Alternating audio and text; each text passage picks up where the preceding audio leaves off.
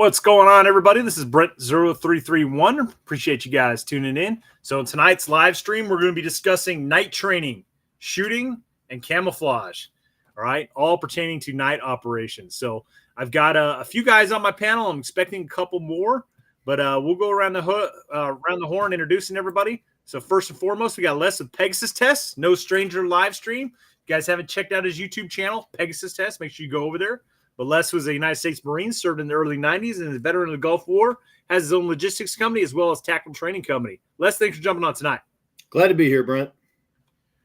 All right, next, we got Big John. Big John, his Instagram is Poseidon_S2. He is our naval maritime intelligence in the current conflict of Ukraine, and he's been keeping a close eye on that stuff. So we're going to get a little Secret Squirrel S2 brief by him here in a moment. We started doing that a few streams back, and people seem to like it. So, John, thanks for jumping on tonight, brother. No, thanks for having me. Happy to be here. All right. Next, we got Logan, United States Army veteran. He was staff sergeant, multiple combat tours in Iraq and Afghanistan. Also recently returned back from Ukraine. So maybe you can get, following our Maritime S2 brief, maybe you can get us a brief on your channels, what's going on the ground over there. Because I think it's very important to know, guys, this is the essentially first near-peer war that's taken place in a long time. And, I mean, if you guys aren't extrapolating information out of this, I mean, you are on fucking Mars or something. So, in any event, Logan, thanks for jumping on tonight, brother. Hey, man, what's up? Thanks for having me on. Yeah, we got to glean as much as we can from this conflict to learn from the next ones coming up, for sure. Absolutely. And what's your Instagram channel so you can plug it? Ghost of Shishimi, but the eyes are a 1. I'll just put it in the chat or something. All right. Yeah. I think I put it in the info box. So cool. Nonetheless, guys, I am expecting Dimitri with Primary Arms to jump on at some point. He's a creator of the ACSS Reticle. He's done a lot of night shooting, so I think he's got a lot of productive stuff to bring to the chat. And also Dr. Larson, he's done a lot of tactical training in the dark. Oh, he is in here. Hold on one second. He snuck in. I didn't see you, Doc. Sorry about that. Welcome aboard. We got the one and only Dr. Christopher Larson. Hey, guys. How are we doing? Original founder of the One Shepherd Leadership Institute, going over 40 years strong, and U.S. Army veteran. And has written many books on small unit tactics, and always a wealth of knowledge. But, Doc, thanks for jumping on tonight. Thanks for having me. All right, guys. So before we get started and talk about night training, let's get our maritime intel brief from John. John, you got the con. All righty. All right, let's roll right into it. So hang on one second. There we go. If you got maps or stuff to pull up, let me know. Yeah. Okay. So since the end of the Black Sea Green Deal this summer, we've seen a huge ramp up in Black Sea operations. Even in the past few weeks and months, we had an over the beach operation into Crimea by Ukraine. We had a GoPlat seizure, so an offshore oil rig and gas rig seizure. We've also seen a ramp up in USV attacks. Some successful, some failed. Some against the Kerch Bridge, some against tankers and logistics vessels and the like. What I wanted to talk today about is the Storm Shadow attack that took place on 13 September in Sevastopol. So on 13 September, we had a strike carried out by 5 Su-24M fencers on a shipyard facility in Sevastopol. 10 Storm Shadow cruise missiles were fired, and about 3 got in, so 7 were intercepted. However, 2 notable strikes were against a Rapucha-class vessel, the Minsk, seen here. It's a tank landing vessel, and this is actually the Minsk. There she is, all closed up. And then also against a improved Kilo-class submarine. Both were in the dry dock at the time. Pretty significant attack, I think. We can go here to the imagery. And this is taken on September 14th. And what we can see here is we can see both vessels in the dry dock with some significant damage. We'll start here with the Rapucha class with the Minsk. So you can see our superstructure is pretty badly mangled, discoloration, heat and fire. Could see some active firefighting measures going on here. Believe this is a fire monitor going, and this may be as well on this one. More confident on this one here than this one, but that's indicative of maybe boundary cooling, damage control measures on board a ship. So could be indicative of fires still ongoing inside the ship at the time of this, at the time that this photo was taken. Boundary cooling is just a method of keeping the sides of the ship, vertical sides of the ship, basically keeping radiation heating from starting fires in other compartments. That'd be the simplest way to put it. We could see our submarine here with a pretty big, this dark spot here. That's where the damage was on her, and pretty significant. And there's some more to this. We'll break that down in a second. We also have here unidentified vessel, but with a fire monitor going, not in any particular direction at the moment, but looks like she's also aiding in some sort of firefighting activities. Dry dock appears to be intact, which is a good thing, actually. So let's keep going. Alrighty. So this is interesting. So this is NASA FIRMS. This is basically a satellite that picks up thermal anomalies. And on the day of the attack, satellite picked this up. So these red squares here are indicating thermal anomaly owing to fire. So that's the shipyard facility. So that's confirmed there as well.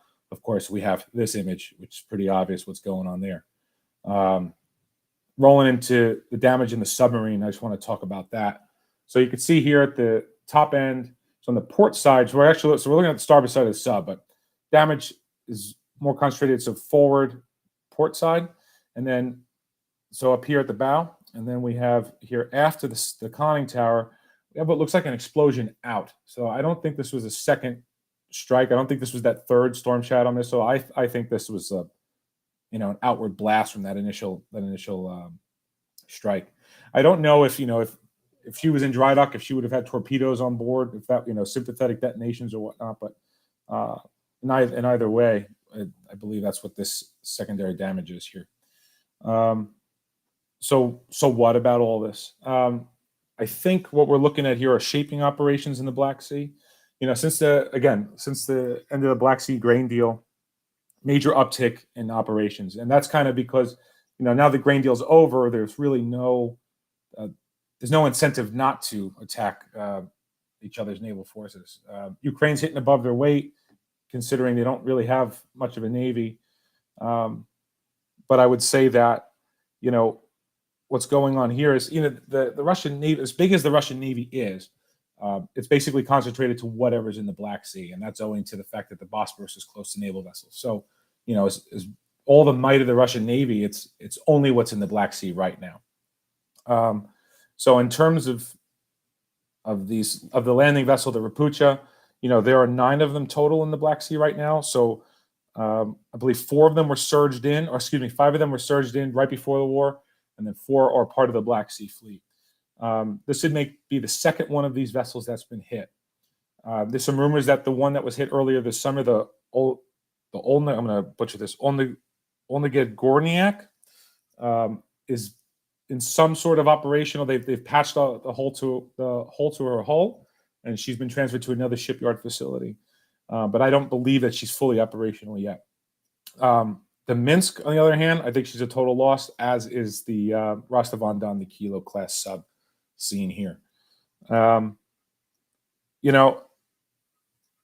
We see Ukraine here attacking the sea lanes of communication. So what this is doing is, like I said, there's only so many vessels in the Black Sea, and that's all the vessels there are going to be in the Black Sea for the Russian Navy, unless they run a blockade through the Bosporus, which I think is unlikely. That being said, that's going to put an operational strain on the Russian Navy. You figure, let's say you have 3 ships, hypothetically speaking. So you've got 1 that's on operations, 2 that's doing training, and then your third one is down for maintenance. So, this just means that, you have less time in between those phases, or, maybe someone skips a training phase or whatnot. And I think all of this is shaping primarily to cut off Crimea, to force resupply and logistics from the north, overland through the north. So cutting out the Kerch Strait Bridge and making it really, really inconvenient for, and dangerous for shipping in the Black Sea.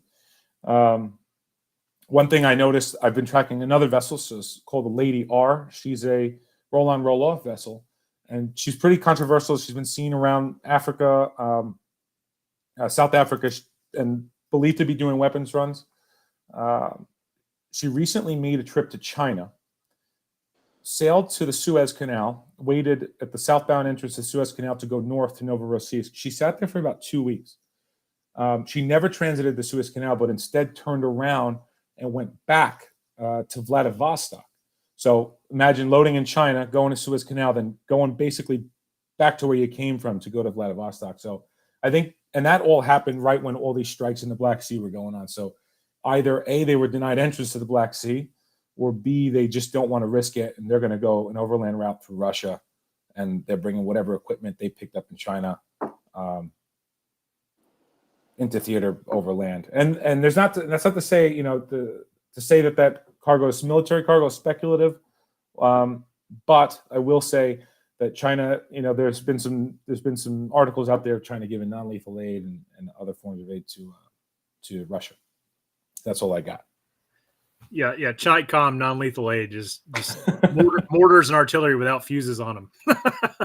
They're not installed yet. Dude, I'm always impressed by the amount of stuff you're picking up just as a private citizen. It's pretty crazy. I do have one question for you. Do you think it's mostly Storm Shadow missiles that cause that damage, or I've also heard like reports of unmanned boats, stuff like that's been utilized? Yes. So in the attacks in the shipyard, those were Storm Shadow. There have been ongoing USV attacks. So that that's an ongoing thing too, and that's a huge force multiplier, and it adds to Ukraine's capability. I mean, I think without those, it'd be a lot harder for them to kind of deny that area. I should make this comment. I forgot to mention about the dry docks. So the dry docks were intact. So obviously Russia's utilizing those occupied dry docks, and what's good and bad about this is that while the dry docks aren't knocked out, those ships are in there, and you can't use the dry docks till those ships are out, and they're pretty heavily damaged. So they're not going to be able to just float those out right away. I'll need to come back and get some fresh imagery to see what they do when they do it. But basically, you can't use those docks till those ships are out. So that's good for Ukraine, and also the fact that the dry docks are intact. Say when Ukraine does take Sevastopol back, they have that bit of infrastructure still intact. So I don't know if that was the intention, but I think it kind of worked out.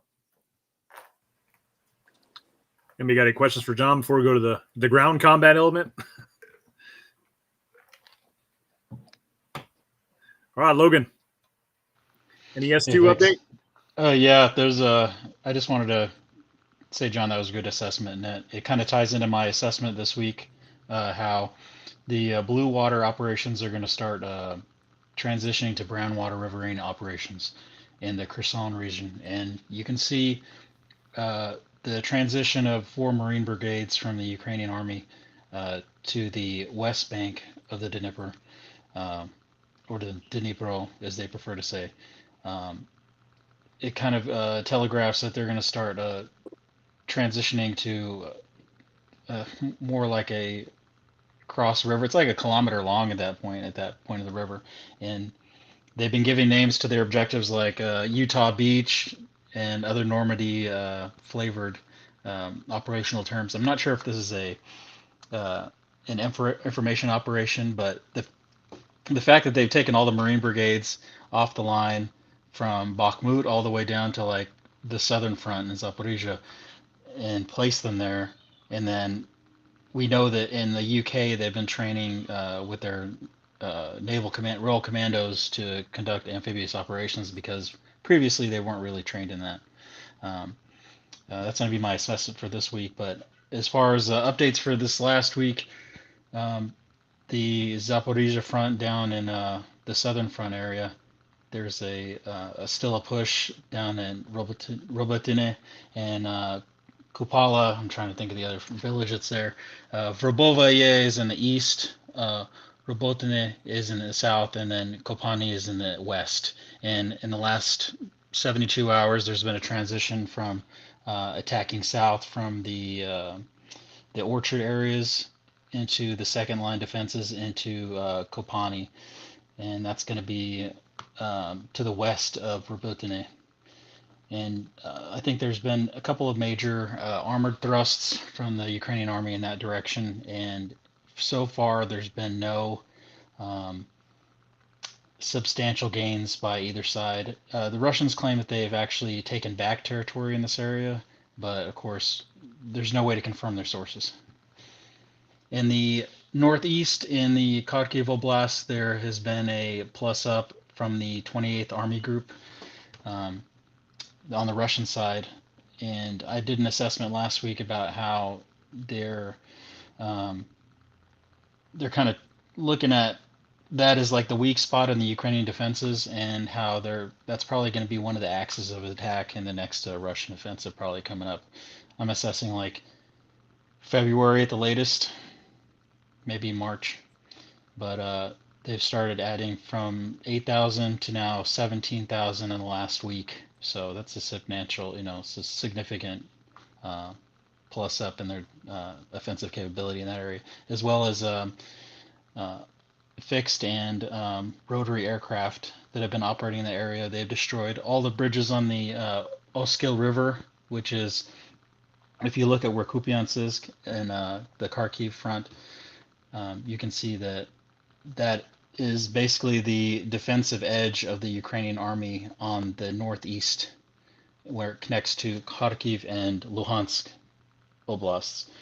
And once they destroy all those bridges, all they have to do is try to take Kupiansk, and then they can come across. And as far as the Ukrainian side, they've been moving troops to the area. Their intelligence and ground force have been plussed up in the area, but they haven't been put on the zero line, which leads me to assess that they suspect that there might be some breakthroughs in that area because the river is fordable, as opposed to the Dnipro where it's not fordable. So they might be set up to counter any thrusts that are going to come around Kupiansk or through it.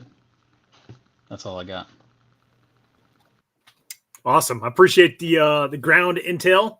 Anybody got any questions for Logan before we move on to the topics? So I do have a question, Logan, and it's actually a good segue into the topics. When you guys are talking about amphibious operations, and I will openly admit that is one school and one experience I did not have. Yes, I've done river crossings, that sort of thing, but even that is very, very rare. I can count on one hand, not need all my fingers. So my question then is, how does nighttime operations impact that, or does it not? I mean, it's a particularly precarious thing to do, a river crossing, and particularly when you say, wow, I've got a kilometer wide to go. This is no longer bridgehead territory. This is, you said they're calling it Juneau and Sword and Omaha. You are looking at least ferry situations, which I don't know, John, does Ukraine even have these sort of engineer and ferry brown water Navy assets? I'm seeing Logan say no. But if they can come up with something, what impact does night ops have? Does it reduce the threat for the river crossing? From what I could see, I've watched a lot of the videos of their training with the Royal Marines, and what I'm seeing is them using small boats, like small inflatable military riverine craft, to cross small expanses of water. And I mean, by small boat, I mean like the kind you did in Georgia, like those kind of small boats. So like maybe 8 to 10 man boats. And these guys might be specialists in this, because you can imagine like these Marines that are there in those brigades have been reduced probably by at least 50%. So you're thinking of like a Marine brigade minus a couple of battalions, and only part of them have been trained in these small boat operations, and they don't really have any larger craft that can go across the river at that point. And I think the only other asset I can think of right now is that the 73rd, which is like their SSO, which is kind of like their special operations, like maritime special operations group. And they have been using small boat operations to conduct reconnaissance in those areas. And I was making a joke with one of my friends, Jay. He's one of those guys, and they've been doing direct action and raids for the past year. And I was joking with him. It's like that moment when your SSO guys are having to do hydrophonic reconnaissance instead of direct action. And he's like, yeah, we don't know we don't know what we're doing. Um, but yeah, from what I see, like a small raiding force, I can't think of another way that they could cross a kilometer of the Dnipro at that point. But I know that they do want to cross. They've made crossings in the past. They've held ground during the night, and then in the morning went back. They're fighting over a lot of there's a lot of islands in the river. If you look at the Dnipro, there's a ton of islands sitting in the middle of the water, and those islands some of them are occupied by the Russians, some of them are occupied by the Ukrainian forces, and there are active fights every single day for those islands.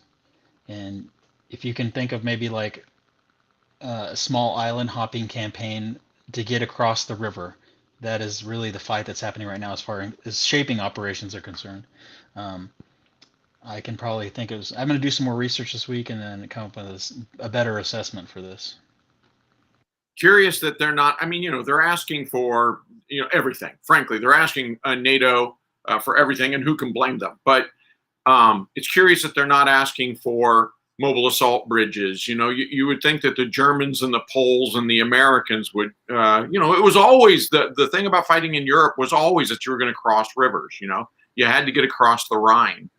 We trained for that all through the 80s and 90s with combat engineer assets. That's actually who has all of these brown water assets in the Army anyway. I'm just curious that they never asked for any of that because, look, a CRRC, whether it's a wing or a Zodiac, you're right, it's an 8 to 12 man craft. It's not going to carry vehicles. It's not going to carry tanks, and armored fighting vehicles. Yet the engineer ferries, the mobile assault bridge breaks into a ferry. You can use it in either way. You can, string them together to cross a river, or you can ferry armored vehicles to the other side. And so, I don't know. I'm giving away state secrets here, right? Now we need to watch mobile assault bridges coming out of Germany. But just kind of curious why no one's asking for that. I think it's from my assessment, just looking at the ground and seeing it for myself in that area, it's very, it's the steppe. So there are a limited amount of covered positions you can put armored vehicles in the first place, even on the west bank of the river, to hide. Like if you're gonna, start staging your forces, they're gonna see it right away. And the ground around the rivers, that is where you start getting into. Even before they destroyed the dam, that area was like a river delta. So if you can think about any other river delta operations that you've seen in our last few wars, that's what it looks like. And of course they could try to cross from Kherson, the city itself, but I believe that these operations that are going to be to cross the river are not going to be the main thrust of the attack, if there's going to be one before the muddy season comes.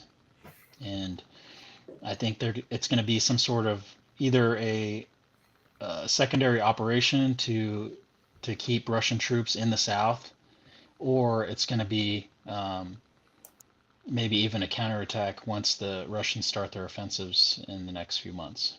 All right, that makes sense, especially if it's a dismounted, if it's going to be a light infantry attack. Yeah. Okay, thank you. All right, guys. So we're going to segue now into our topic for the night after 24 minutes in. But I definitely think these intel briefs are absolutely on point. And you can always tell when like the audience is like locked in tune with it because hardly anybody's commenting. And for the last, 24 minutes, there hasn't been very many comments. And that's just an indication that people are listening. So I want to bring Dimitri in, and I made a grave mistake, and I apologize, man. But Dimitri and his company is X Logic Reticles, and they actually sell his reticle designs to Primary Arms. So Dimitri doesn't work for Primary Arms. His company is X-Logic Reticle. So Dimitri, sorry, man, I always fuck that up. It's all good. I'm sure you can forgive me. It's all good. So, but I invited you on tonight because, man, I know you've done a lot of shooting out there in the Nevada deserts with night, capabilities, and I think you're going to bring an excellent perspective into this chat. So, welcome aboard, brother. Honored to be on here, man. I appreciate it. So, and then I know you're a big camouflage guy, and we've dabbled into the aspect of camouflage, and I know that's going to come up tonight because it's going to tie into the night training as a whole. So anyways, guys, I want to get ready to open up the floor. The purpose of this live stream is to discuss night training. We pretty much got a think tank in here, different people from different aspects of life, different experiences.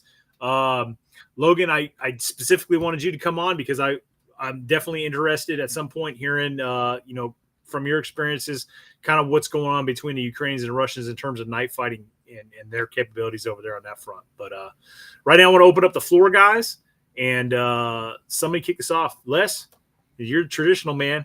I'll jump on that grenade as always, Brent.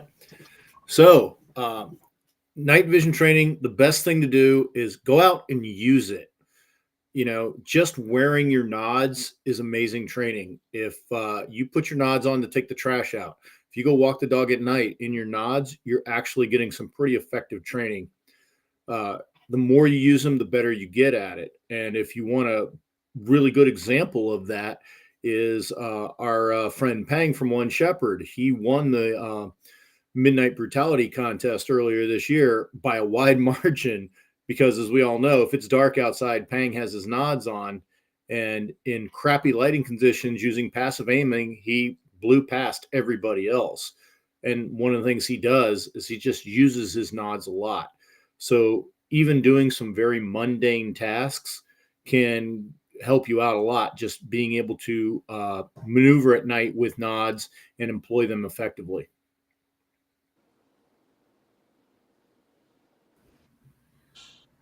Right.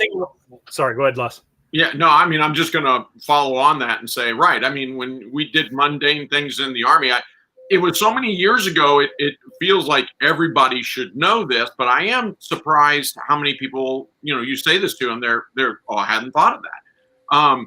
So I've seen guys out mowing their lawn. Now, they must live in they have to live way out in the rural area because your neighbor's going to complain if you're mowing the lawn at 1 a.m. But the point is that they're doing very mundane tasks that, Les was talking about.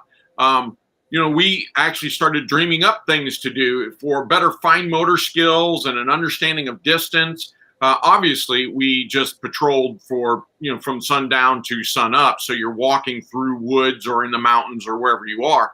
That's one thing. But we tried to play basketball. It was horrible. Like we're knocking the nods off of each other's face because you lack that depth perception. So we calmed it down a bit and we started playing horse, the game of horse with basketball, and just trying to use, fine motor skills and estimate distances and things like this. It's incredibly effective.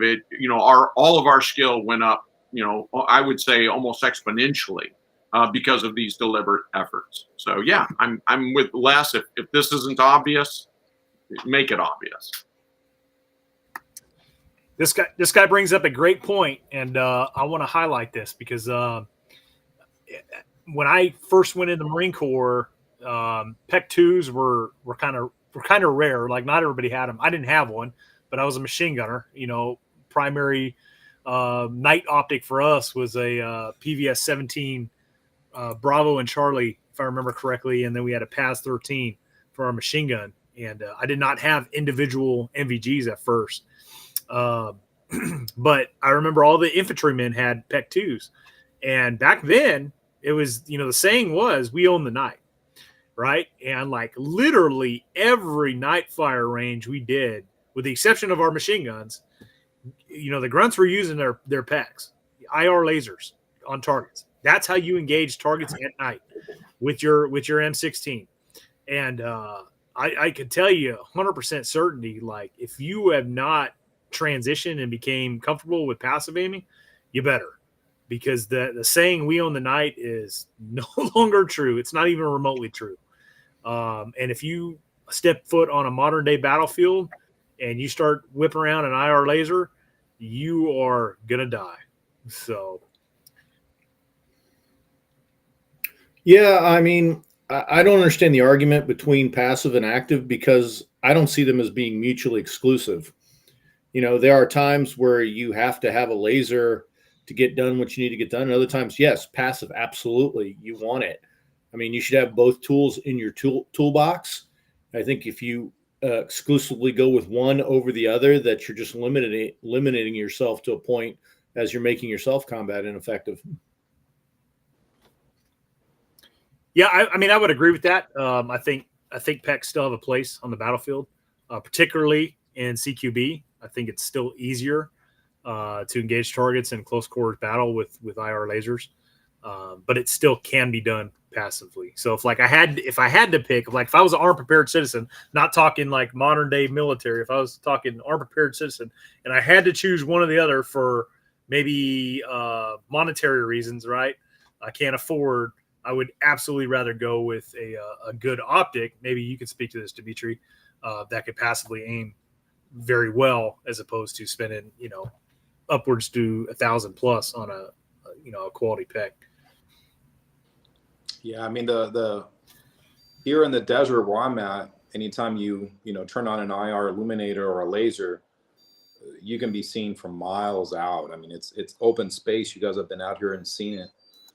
To where in a wooded area you can kind of get away with that somewhat. Out here it will really highlight where you're at. I mean, there's nowhere to really hide. There's no trees. There's no concealment of any kind, really. It's just you're just out in the open. On that note, you talk about look at modern day battlefield like in Ukraine, whereas once your position is known, whether it's observed from an actual individual spotter or let's say a UAV asset, you're liable to have indirect fire coming down on your ass. So right. I got a buddy that just came back and he said everything is passive. All the snipers and stuff operating over there and the people they're training, it's all passive because you shoot anything across and they detect it. The weird part, he said, even the GPSs, everything. I mean, everything has gone passive over there, he's saying. I don't know how true that is or maybe where he's at or what's going on, but he said every single thing can emit any kind of signal or electronic the discharge will be detected and they just call an artillery strike on you or whatever. So I found that kind of shocking. I thought, okay, not shooting a laser or an IR illuminator across a battlefield, I get that. But he's talking about just basic electronics. Mm-hmm. Yeah, no. I mean, cell phones are the worst. That was the worst one. I think the most fatal in the beginning. But anything that emits electronic, admittedly, they can. There are tools to detect it. I mean, I take a look at this. I try to see this with a historic perspective. And yeah, I'm a dinosaur. Brent was talking about PEC 2s. Okay, here's how old I am. I was there when PEC 1s were introduced. Okay, and it was Gen 2 nods and PEC 1s.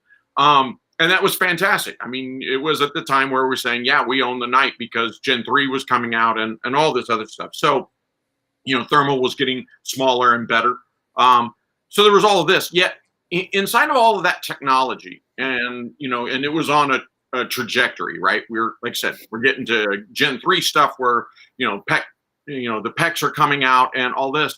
In spite of all that, there were certain missions that we still used white lens flashlights. I'm talking, what was that? The mag lights and the Surefires. We absolutely used those things. And, it was precarious if you misused them. If you had a negligent discharge, could really just destroy the entire patrol. But when you're doing raiding, which is, deep inside the enemy's territory, when you're raiding and ambushes can happen kind of anywhere, but a lot of times they were done for our own rear area security. So, deep in our rear area, this is not on the fly. This isn't the front line, guys. This is behind the enemy's front line or behind our own. So ambushes and raids, we would navigate to the kill zone. We would navigate to the objective with, of course, passive light systems. But once fire was initiated, once we initiated actions on the objective, White Lens did multiple things. First off, White Lens gave us great visibility. So no matter what was going on with your nods, use them or don't, you can see. Secondly, so you can see what your targets are, you can see where your buddies are and everything else. And secondly, it allowed us to maneuver very, very fast. Remember that you want to get on and off a raid or on and off an ambush objective. And I'm talking platoon-sized objectives. We were on and off in 2 minutes. And this gets to the fact that we always assumed, for so many years, that we were going to be fighting against a peer enemy and that they were going to be able to either A, send in a quick reaction force because we're in their, the enemy's rear area, or B, they're going to call in artillery because we're operating in our rear area, and so they would know, target reference points, and they have radios as well. So the point here is that going active with something so egregious as a White Lens flashlight, that still has a time and place. It still can be used to this day. You just have to be incredibly selective. And so I think a lot of the discussion that we're having here is, FLOT and FIBA centric, and rightfully so. But just remember that there are other applications. Brent brought up one, CQB. I mean, you're going to see a lot of White Lens and, PECs and lasers and things like that inside of a CQB situation where you're clearing out an apartment complex. And, it's if the enemy even sees you, let's say they're in a different building structure and they see, this is where they are in the building, it's too late, you're gone. And I think that that's the big thing defensively is once you use active light, regardless of what type it is, once you start going with active light, you have very, very finite amount of time to get done what you need to get done and then get the hell away. Doc, you always managed to bring up that you were deep in the enemy's rear at some point. Well, I wanted to start there and then, gradually move into sex robots. No, but it does proves, and Paveway here has a great comment about radar systems and stuff because the concept is the same. In the modern day, the Navy and the Air Force spend all kinds of money on radars and everything that emit farther than they detect, but they still use these things because they still have a viable use. And the same goes for lasers and lights. Got attacked one time by Rangers on a summer camp, and they dominated us with white light, and they just absolutely owned us because they used it in the right way. It's still effective, I would say, here in 2023. A good white light on your rifle is still effective. It's just not the be-all, end-all. And the same with a laser.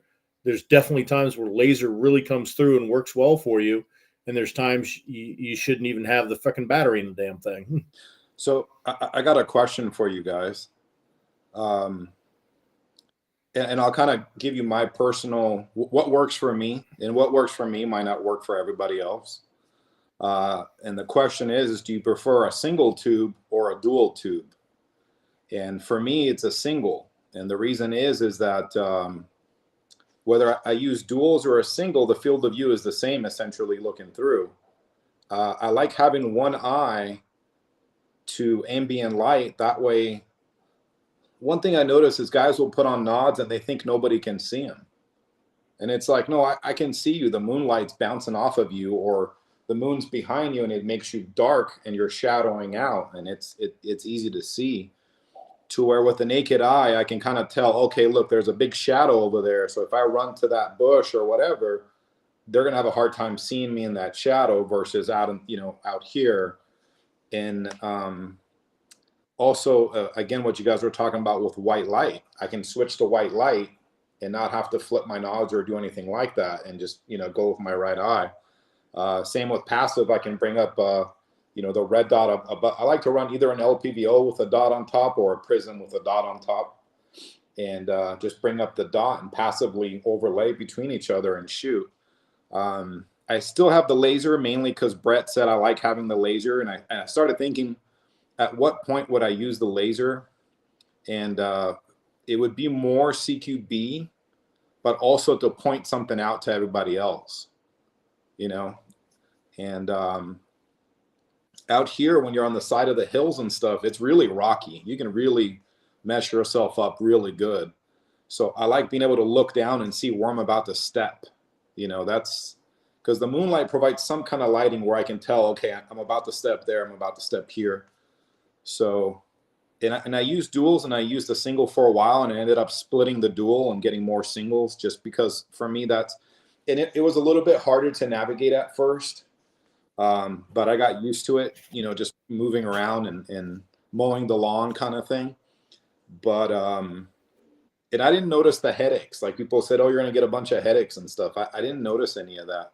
So I like to hear your guys' take on it and why you prefer singles or duals, or, you know, what the advantages, I guess, are. Well, there's advantages to both. When I was in aviation, duals for sure. Absolutely. That makes sense. Hands down. In the infantry, I'm more of a single tube guy. I know, like, some of the operations Brent and I have run at One Shepherd, you know, we'd intentionally, if I was following Brent, he had the better nods, I would just go without them, you know, because there are things your eye will detect that the nods look over and vice versa. And so it's a nice compliment. As the one of the glory things was when we had the sevens, because you got both. You had 1, 2, both eyes, but then there was no passive aiming with the sevens. And it's, so I would say for infantry use, you've got to go with the single. Anything else that requires, you know, to perform a task, i.e. truck driving, being in aviation, I think duals are better. That makes sense. I'm going to go last, so I want to hear what you guys have to say. Yeah, my experience is just, it's very, you know, unique to me, but I generally agree what Les just said. I struggle with a single only because I get vertigo. I get motion sickness faster. Now, I don't mean I get it instantly. It's, you know, so if it's just a couple of hour movement, I'm fine for a couple of hours. But, ooh, you know, again, I am dating myself, but PVS 5s, PVS 7s, what I cut my teeth on. So both eyes were covered. And you know, honestly, it had all the problems you said. Finding your footing on challenging terrain with 5s or 7s or anything that covers both eyes, I think absolutely is true. And so that's a problem. I could literally go sundown to sun up. You know, I'd be walking sometimes 8, 9, 10 hours, and I never once got vertigo. I don't ever even remember that being a problem. So when I went to 14s and I tried using them, I think I was out on like a 3 or 4 hour patrol one night. It was one of the first times I used it too. Oh my God, I got so nauseous. So did you ever try the opposite eye? What's that? Did you ever try the opposite eye? No, I didn't. I think I had it set up for my weapon. It does make a difference. Yeah, I think I had it set up for my weapon system so that I could, you know, aim through it. And so, yeah, so I didn't switch eyes. That might have helped. It's also one of the things I noticed out doing night shoots with Les and One Shepherd was I get less problems with it if I just take the time to get it set on my head right. And well, all too often with singles, for whatever, I know what it is. It's that I got a giant nose. I got a big ass honker, you see. And with 5s and 7s, it sits right where I want, and it doesn't slide down my face. But with the 14s, you know, as everything warms up and the cushion inside the helmet warms up and all this stuff, that thing starts coming down here, and suddenly I'm crooning with my neck, and I think that that's what's probably causing some of the nausea. Whereas, you know, if I take the time and be very deliberate and get it to fit my face, then I get much better use and far less vertigo. Yeah, another advantage of dual tubes is it's easier to walk at night because it pushes the branches out of the way, where 14 seem to bring the branch into the side of your face and not cover. Okay, I got a story about that though. Like, we thought we had walked into an ambush in the DMZ, not joking. It turned out to be deer, but we thought North Koreans had us, man. We were like, dead to rights. And I turned and I was on point, and I turned and flipped to fire, but thank God. This bamboo, we were walking across a river, a creek bed this is during monsoon, so very much flowing, and this is out in Dolphin Head. And I swear to God, this bamboo, as we were pushing forward, went thunk right between my PVS 5s, and I couldn't get that bastard off. And I was like, well, this sucks. Now I hate PVS 5s. But again, the deer ran away, thank God, because they would have, antlered me to death or something. But I think I would have just had to I would have shot deer. I think I was so scared I would have shot deer is what I would have done. But anyway, so you say that, but I swear to God, I've had bamboo caught right in between my eyes. John, Logan, you guys got a preference? Yeah, I gotta say, I came in when 7s were prevalent, and we were just getting 14s, and I have to say most of my nods use has been weapon mounted. That's the way I prefer it. I prefer to put my PVS 14 or whatever I got on my weapon. And, Really? And I'm a tracker, so being on a combat tracking team, like I have to have my little red lens on my end of my rifle on the barrel, and I got to see it at angle, at night. It's very difficult to track at night, but it's possible. And if you try to track under nods, it is possible to do it with IR lamps, but it's very difficult. It's better to use your naked eye. And for movement, yeah, dual tubes is great for movement. The depth perception that dual tubes will give you is wonderful, but I prefer, and as you'll see if you look on combat footage or military footage of the war right now, you'll see Ukrainians going from having a monocular, and most of them don't have mounts and stuff to put on their helmet anyways, but you'll see them go to a weapon mounted setup, just because the limited number that they have, and you can see some of the units, like their SSO guys, they have great organizations like Project Siren, who provides donated and pre-built systems for their special ops guys. But as far as like the regular Robotnik, like infantryman, he's not going to have it. And he's going to be relying on, some really old generation stuff. He might have some like old Soviet Starlight shit. They might have access to thermal. Some of the guys, some of the Western guys have purchased like ATI thermal scopes, which the digital ones, which are very good if you have like another optic to use in the daytime. Man, those things are great. But as far as like leveraging technology, one of the things I want to say is we can talk all day about like man-packable systems and how they make our lives easier, but really like the systems, the night vision systems and the night vision training that really matter right now in the war are all vehicle mounted. So the limited number of like man systems that you have, like individual night vision, individual thermal systems you see, they're using vehicles like they'll put a tank in hold down position near the trench line and use that as the sensor for like that area of the front line. And because you can have guys up on systems all day long, but I mean when you're looking at a tiny hole in a trench, you're not going to get the same depth perception and the same view as a tank, and their optics are obviously going to be way better. So that is really the solution that they're doing.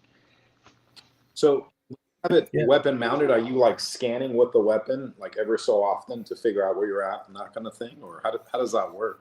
It depends on the terrain. Like I would have to say in urban terrain, like just like Doc said, like I learned real quick that the transition from when you're in like Iraq going through houses and stuff like that, I learned my lesson real fast going up and down stairwells that you can go from complete darkness to complete light in like a couple of seconds. And Right. if you're not prepared, I know one time I wasn't paying attention and I had there was like the Iraqis use these very thin clotheslines, and a lot of them use their stairwells to dry their clothes. And I couldn't see it with my nods on, and I totally clotheslined myself literally. Wow. And you have to. I think after that, I usually used white light only. After that, inside of a building, and in a forested area, I can say I would prefer a weapon mounted system just because I like to see with my own eyes, like I said. And if I need the system, I can bring it up to my eye and then keep on moving, and I don't have to ruin my night vision. So here's something interesting out in, well, at least in the deserts of Nevada. I can't, I don't, I'm sure every desert is a little different, but out here we get these giant boulders, like big, man-sized rocks, and they get hot during the day. So at night, when you're using thermals, they're not as effective as you would think. There's so many hot spots everywhere. So unless you pick up movement, you don't really, it's not the same as like a wooded area where there is no rocks that are still hot like that. So it's weird. Like thermals don't work as good as you would think where I'm at least. Yeah, I definitely want to hit thermals. Let's just finish this night vision because that's a great point, Dimitri. And I definitely want to. I think we could talk about that for like another 15, 20 minutes, just thermals alone. So John, speaking of night vision, John, real quick, what's your preference? And then I'll do mine, and then we'll move on to probably thermals. Well, my preference for the moment is what I got, and that's a PVS 14. But that being said, I don't know if it's. I like the versatility of the 14. I'll say that with the little that I've messed around with duals, it's more comfortable. I mean, it's just more natural, and that's just because 2 eyeballs, 2 tubes, right? But yeah, I definitely find, like Doc was. Well, I don't know. I guess Doc, you were talking about the PVS 5s where you're getting the strain and all that, but yeah, I definitely think that they're just a little less comfortable, the 14s, in that your mind has to do a little bit, at least for me, has to do a little bit more thinking. But that could also just be a skill issue. I don't know. Right. I want to say before we go into thermals, I want to talk about this right here. This is a Psionics Aurora camera, digital night vision. It's fairly inexpensive. It runs about $800. It's definitely Gen 1 night vision. It's got a very limited window. But the amazing thing, this thing is no bigger than a PVS 14, yet it has the ability to record. It has the ability to tell me my GPS coordinates and give me compass direction. So this device enables me to land nav at night. And it also shows where the technology is going. Now, I've had a chance to use the Opsin, the follow-on to this, which is a proper night vision device. I don't own one yet, but I have the opportunity. It takes this further because this gives you color night vision. The color by default gives you depth perception. And following on to that, it also comes at a lower price point and gives you all that extra bonuses over regular night vision because you get your land nav, you get your GPS plotting and everything. So this shows you where the technology is going. And in 10 years, I put out the digital night vision will supplant traditional tube night vision. Yeah, I've heard that. So let's see what happens. Because definitely that technology is rapidly increasing. So it's definitely not there yet, though. Obviously, the tube stuff's more effective. Oh yeah, it's not there yet by any stretch of the imagination, but it's rapidly getting there. I mean, this was the first generation, and it has all the limitations of that. Like on perfect NVG nights, we're talking full moon, no cloud cover, all that stuff. This is superior to a 14. Unfortunately, its effectiveness drops off a cliff very quickly. And then it goes down to Gen 2 standard and then unusable pretty quickly. The Opsin has a much wider useful range. And like I say, if the Opsin's the second generation, whatever's going to be third generation digital night vision is going to be equal to, and when we get into fourth generation, it's going to be clearly superior to, and I would say lighter weight, more capability. Right now, the biggest holdback of these is battery capacity. Les, with the refresh rate and on the digital, do you find that is it laggy? Like, is it there? Is it? I have noticed it a little bit if I'm moving quickly, like running or anything, but at a normal walking pace, it's never bothered me. On the Opsin, I couldn't detect it at all, although people do complain about it. It didn't register with me when I got to use it. Cool. All right, here's my 2 cents on the single dual, and then we can move on to something else. But so I used to be dead set single for the reasons that I think Dimitri brought up earlier, like daylight, right? I'd wear it on my non-dominant eye, and that way I'm using that with my MVG, and then I could still use my day optic. when the light in the area, think like a dark city, but it has street lights. Like there's times where you can use your day optic right in those scenarios. So that's how I used to run. But that was mainly because of my background growing up, with PEC 2s and, later PEC 16s. And we primarily used our PECs, right, when we owned the night. I went to a night vision instructor course, what was it, like 2 or 3 years ago? And it completely changed my perspective on night vision in terms of engaging, right? That's when I started to sway more towards passive. And when I was at that course, he asked the question straight up, like, hey, how do you guys wear, those of you that have single tubes, how do you wear your single tube? And, me, without even thinking about it, like, hey, fucking, on my non-dominant eye. And then he asked why. And I, said that. And then he's like, well, if you do that, and you go to passively aims, you have to transition shoulders and everything else.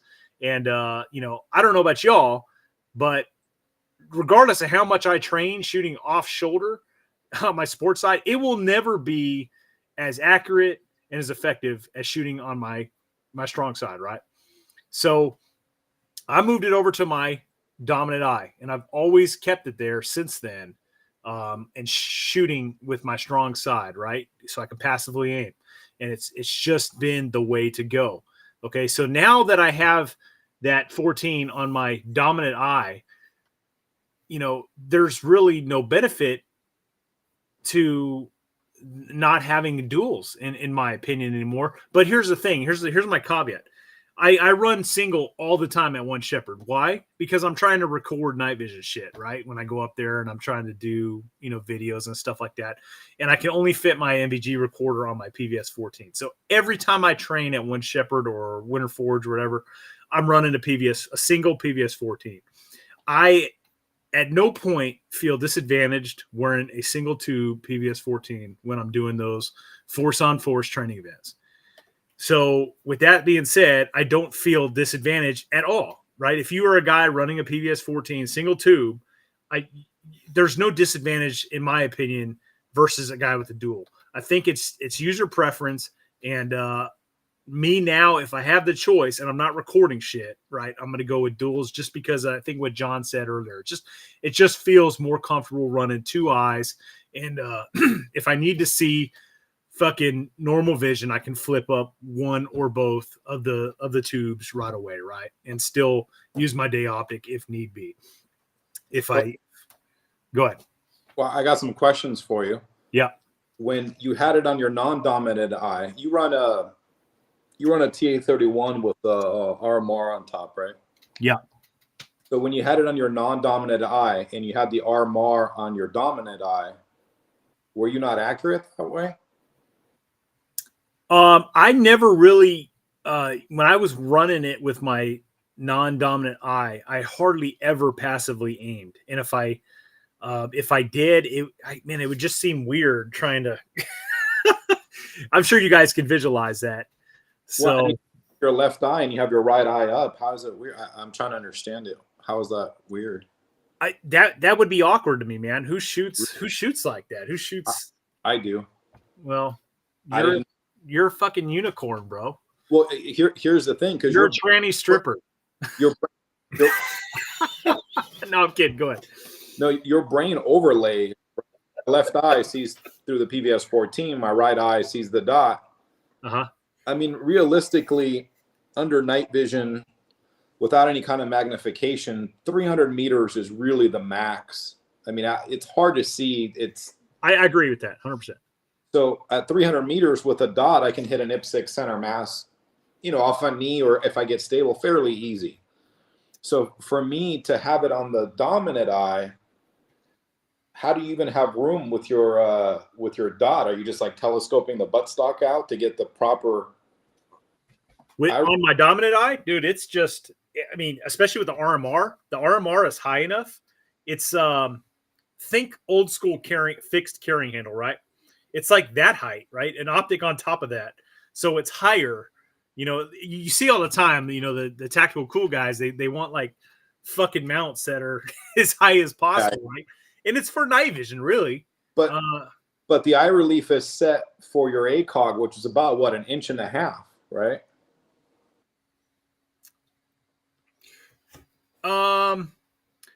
I don't know. So when I went to this night vision instructor course, I ran it with my ACOG and RMR, and it was not an issue whatsoever. I never Wait, had. is that the one I pranked you on? What's that? Is that the one I pranked you on? I don't remember. What'd you say? Some class you did, some night vision class. Do you remember that? Yeah, That was it, right? probably. What was your prank? I don't even recall. I had the instructors start like talking, saying, "Oh, you know that Dmitry guy? He's a spy from Russia or some shit." Remember that? I vaguely. So it was. I think it was like 2 years ago. So I'll just say something about the TA-31 with the RMR on top. So I had the opportunity to shoot that setup at the dry run for Midnight Brutality, and doing that passive is pretty cool because the RMR is so small. Yeah, it basically disappears, and all you see is a dot, and it's almost like your laser's on. Yep. Like that's what it looks like. You got the pack on. I mean, it's the same sort of. It's pretty cool actually. So, but you guys have the 14 behind that? yes. Yeah.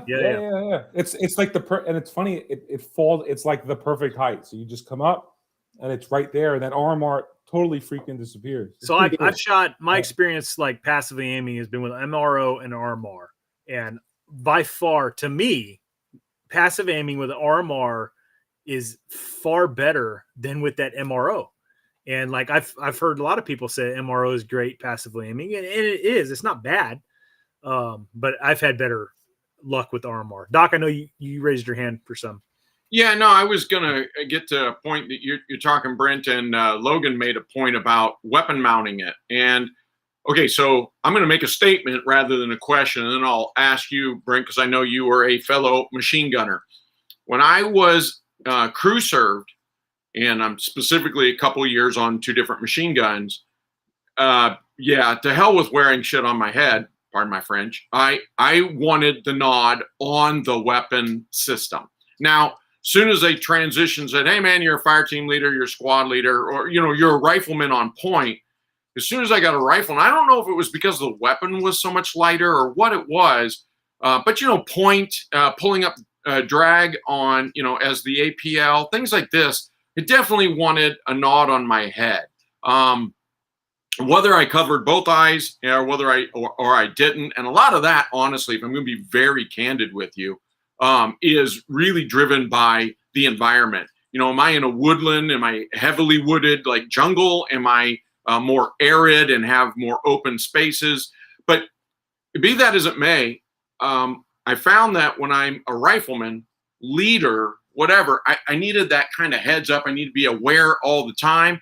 And I'm not saying I wasn't as a machine gunner on a crew, but I'm saying when I go prone or I get into a braced position with that crew serve weapon, I don't want it on my head.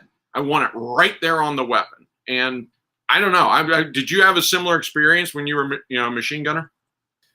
So for us in our 3-man machine gun team, we had a team leader, gunner, and ammo man.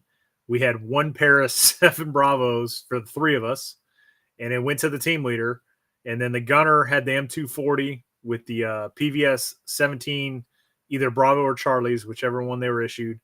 And then some teams had PAS 13s also, which the ammo man would carry. And then we could throw that on if need be. So that's how it was. But this is 2003. I mean, times have changed. Every Marine has PVS 14s at a minimum nowadays. Hey, Brent, I just wanted to talk about something. We're kind of transitioning to it anyways, but as we see a peer-to-peer conflict coming over the horizon, we have to start thinking about not just individual use of night vision or thermals by itself or with a weapon, but also what happens when the gloves come off and you have 2 peer opponents fighting each other, chemical weapons. And so you're going to be fighting with your gas mask on and your night vision. And so you really have to start thinking about how you're training as far as like what optics you're using, if you're using optics, if you're using instinctive shooting when you're using night vision, or if you're using actual optics. That's where PECs really come into play, augmenting your instinctive shooting. But as you can imagine, if you've ever shot with night vision and a gas mask on, you know how difficult it can be. And you're space of perception when you have the weapon up is even more limited, even with the new gas masks. Um, so I think that is going to be something that we need to start training for uh, probably pretty soon. Yeah, that's a great point, Logan. Thanks for bringing that up. And 100%, man. If you're getting the gas, and you're freaking Dawn and clearing a freaking gas mask, and then you take your Kevlar and throw it on, let's say it's nighttime, right? That NVG is not adjusted to be worn with your gas mask. You're going to have to sit there and fucking do it, right? Well, if the enemy, Well, it's not even going to mate up. right? Well, I mean, because your helmet's going to be sitting so much higher. Well, that's what I'm saying. You're going to have to readjust that NVG. Well, if that's in the middle of attack, like I'm sure the enemy's going to synchronize, just like World War One, right? Artillery's coming in with gas shells, followed by infantry. You're not going to have fucking time to figure that out, right? And that might be where a PEC comes into play, because hell, you might have to turn on video idea. PEC or weapon mounted again. Again, I'm going to go back to those crew served weapons. Maybe a rifleman has enough time, but damn, if we just got gassed and I'm being followed up by little green men with rubber masks on, you please tell me we have weapon mounted machine nods mounted on our crew served weapons, like primarily our machine guns. Yeah, hell yeah, because you put the mask on and you don't have to worry about, oh well, how am I going to make this fit? How am I going to see through it? Dumbass, put your face up against the nod and pull the trigger. So yeah, I mean, there's a time and place. I guess what we're saying is, that there's a time and place for every one of these contingencies, and we need to think them through, particularly as a team. I think way too often we try to solve nighttime fighting as an individual, and we forget that we're part of a team, and other teams can pick up the slack for you when you can't walk so well because you've got your nod mounted on your machine gun. That's okay. Other people pick up the slack for you. And like you said, in that very specific, and I know that's niche, but my God, we go gas. We know the crew served guys aren't going to have a problem. They're going to be pulling the trigger really, really fast. Well, the other thing too, crew serve has the original night vision, T&E. Yeah. Yeah, 100%. That. Yeah. Yeah, Doc, I have an advantage because I was part of a study we did with AWG. We did a study on countering common direct action methods by the U.S. Army, and in particular how to negate our optics, so including our night vision, and also underground operations, so like fighting in tunnels and sewers and metro stations and shit like that. And as you can imagine, like those kind of optics are very important. And the other part of that was, and this is very important for like the armed prepared citizens watching this, if you can't afford night vision, you can afford to counter night vision, and you can do that very easily. You can buy a little 12 gauge flare gun, and you can shoot it into a stack of troops that are coming up, and they're going to lose their night vision capability very easily. And there's I'm not going to bring it up because a lot of it's like classified shit, but you can imagine the type of techniques you can use to counter night vision very cheaply.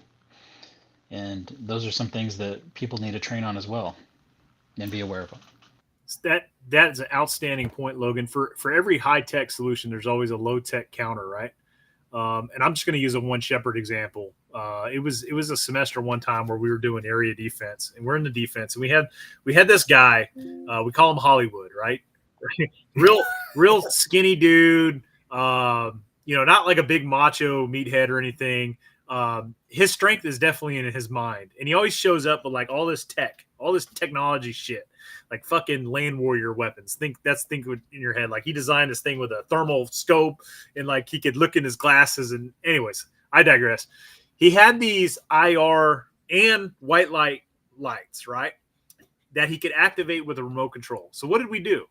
We strung them up in the trees in front of our defense, about 20 to 30 meters in front of our lines, right? And they are oriented towards the enemy, with the direction they would be coming. Well, the enemy hit us with a night attack that night at like in the wee hours of the morning. So what we do, we hit the lights. And if you guys ever seen the original movie, The Green Berets of John Wayne, right? Then they say hit the foo gas, and the napalm goes up in the fucking barbed wire, right? In the concertina wire, and like the bodies are all like in the concertina wire burning. That's what it looked like, because all these white lights and IR lights went off all simultaneously, illuminated the front perimeter, and all these enemy dudes that were like fire team rushing our perimeter with their MVGs, they were all stuck in it. And if you've ever had that situation where you're wearing MVGs and you have white light or some bright light pointing at you, the only way you're going to see past that is by putting out more photons than what's coming at you, right? And overtaking that. And in this case, it wasn't going to happen. We completely, with a low-tech solution, right? Just a bunch of white lights in the trees, overtook their, $2,000 plus, $1,000 MVGs, and they could not see past those lights. And we just sat there and picked them all off. And that night attack completely foiled. Well, there was a good thing. If you remember that night attack, though, Brent, you got most of the kills. And why? You were the guy with the pack. Yeah. But the point of it is, right. It shows how the two systems complemented each other. That white light definitely made a difference. It definitely was a wrench in the works they were not expecting. And like deer in the headlights, they stopped, and you literally just mowed them down. I believe the quote was, "Come here, kill me." Yeah, but I mean, low-tech solution, right? You're facing a peer enemy. Fucking somebody in the comments already brought it up, dude. Old school flares, right? You call in for Artie to drop some illumination rounds on your perimeter, or right in front of your perimeter. Starts lighting up the fields or lighting up the AO right in front of you in your kill zone, and there's the enemy. So right? it's another one Shepherd story, and it's very recent. And I'm stealing Les's thunder here because he was a Bravo company commander when this happened, and it was out. I think it was just towards the end of last year. They were doing. They set in an ambush, and it was one of the most aggressive ambushes I've ever seen. Pitch black night, no moon, just dark as hell. Both sides really being very aggressive, but it was a situation where they had a main supply route. And they had been mined. It had been mined the night before, and it got a vehicle the next morning. And so there's this whole thing about, can we put the mines in? Can we take the mines out? So they got engineer assets, and they crawl through this ravine right beside a road. Now I'm talking, guys, this is a mowed grass field. This is mowed. And the kill zone is something like 80 meters deep and 200 meters wide. Okay. And for that pitch black night, I thought, you got to be kidding me. You're doing a far ambush. You're doing a far ambush on these guys. So they do. One team sets in, I forget whether it's Blue 4 or Op 4. They set in a far ambush. The other team comes not high diddle diddle. They came crawling down the ravine. No, they did it right. And they're out there for so long that they actually find two of these very, very well dug in camouflage mines. They detect them, dig them up, and they're working to find more. When finally they've been out there for a half hour, and those ambush teams are sitting in there in their far ambush, and finally one dude, he's got thermals, he's got Gen 3 white phosphorus nods. It's one of the guys that one Shepherd just dropped some money on it. He finally calls and he says, "Hey guys, I figured out what the blinking light is," because the engineer stood up and it was his detector, right? It was his mine detector. And he goes, it's the engineer. They're right in front of you. All hell breaks loose. And there is this, violence of action as everybody dumps a mag. And then they reloaded and dumped a mag. Now, the OCs and one Shepherd are the guys with the God guns, and so it's all Miles gear. But this is a mowed field, pitch black. And the OC said there was not a single casualty in the first 20 seconds of this fight. When one team, and I forget who it was, put out a parachute flare. And they threw up that flare. It changed right everything. there as everybody loaded that third magazine. In the next 10 seconds, one team took, the team caught in the kill zone.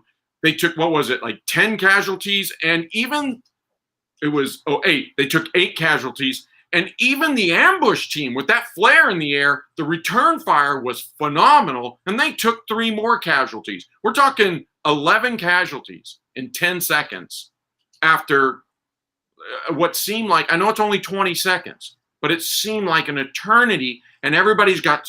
We had guys out there with $13,000 nods. $13,000 nods. They weren't hitting a soul. But that flare went up. World War I technology went up in the air. Holy hell. And importance of that one, that flare is an expired maritime flare, and it put out that much light. It's probably 50% of your standard military pop flare. And that's nothing. If you've seen a 5-inch naval gunfire flare come out, it's like the sun comes out and stuff. Flares, depending on which one you're using, have a very effective use. So would that, if you had duals on and that happened, right, that would screw you up pretty good versus having a mono where your right eye is still kind of seeing stuff. No? Well, so it's a complete, in my opinion, it's a complete fallacy about the whole, like, you know, lights coming on and you can't see. If light is directed at you and you're wearing MVGs, then yeah, you can't see. It's hard to get past that, right? But if in the term of a flare, like a flare illuminate, it's like, it's no different than a full moon. It's lighting up the battle space in your MVGs also. So like, you can kick on a white light with your weapon mounted light with MVGs on. It's not going to fuck you up. You're going to see better.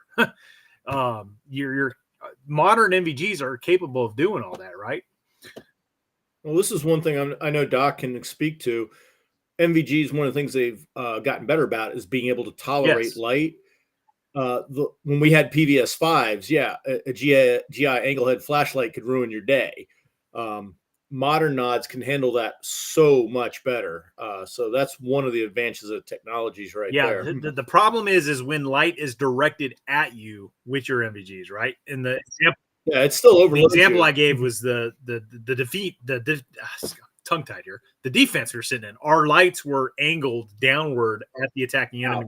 So when they had their MVGs and they were, attacking us, Fire Team Russian, when these lights came on, all those lights in the trees were angled down at them and they could not see past us. The only way they would have been able to see past that is if they had lights that were more powerful than the lights that we were shining on them. And then they could overtake, those photons coming at them. They could push more photons out and then see past them, but they didn't have that capability. And that's why we just, ducks in the pond. And then when you took those 11 casualties happen, how far away were you guys? Like 50 meters, 100 or 50 to 80 meters. Do you think maybe because the flare went up, everybody freaked out and started moving and the movement kind of contributed in that? Or do you think it's just because of everybody could kind of see now? In the kill zone, they were in the open the whole time. You guys just couldn't. Yeah. And what it did is the flare came down where they were in dark wells before where they couldn't be seen. It added illumination from a different angle that made them just stand right out. And I think by then the people in the kill zone started getting kills simply because they could detect where the fire was coming from. So those 3 kills on the ambush team probably would have happened with or without the flare, to be honest. Yeah, I want to segue into camouflage. I think it's going to tie into our conversation here very well. And one thing, with the flares, just like with the sun. So like one thing I always see on like my camouflage videos, right, is like, oh, that pattern blacks out or blobs out real bad, right? What they're talking about is when the sun is shining on that camouflage pattern, it's creating a shadow, darkening up the pattern, right? And it's making it stand out in its environment. Well, things like flares, flares and other artificial light, stuff like that, do the same thing through night vision. So, being in an open field and a fucking flare goes off, it's going to cast a shadow on that individual, making him dark and stand out in that field, making it easier for those guys to get engaged. Sure. So I test a lot of patterns out here in daytime and night. And that's one of the things I noticed is that, if the sun is directly on you, let's say, like right now, my desert's turned a little bit more green than normal. We've had a lot of rain to where like multicam works pretty good out here right now, to where normally it's a little bit too green. And, if the sun is beaming on you and you're lit up, it blends great. But if that sun quarters out or gets behind you, you just look like you're wearing black. To where something as light as like desert marpat actually blends in with the greens. As crazy as that sounds, is when the sun is behind you, that tan looks like flat dark earth or like darker, and you still kind of blend in. So that's one of the things I noticed a lot is the lighting is very important. It's kind of like what Brett said. You shoot up a flare, all of a sudden you're shadow lined because it's behind you. Or I don't know if you remember when we did that test when me, you, and Bruce were out here under night vision, and there was an angle where the moon was behind us, and we all looked like we were wearing black except Bruce. That man dress thing he has on. We need to figure out what that goddamn color is. Yeah, so let me explain that. So if you guys that don't know, there's a desert camouflage effectiveness video uploaded to my channel from years ago, and it's like from the first or second time I went out and visited Dimitri. We did a camouflage test, and part of that was not doing it at night. And we had all these desert patterns, right? And we're trying to see which one works best under night visions out in the Nevada desert. And of all the freaking patterns, we took one for just shits and giggles. It was a fucking Afghan man dress in like this dark brown chocolate color.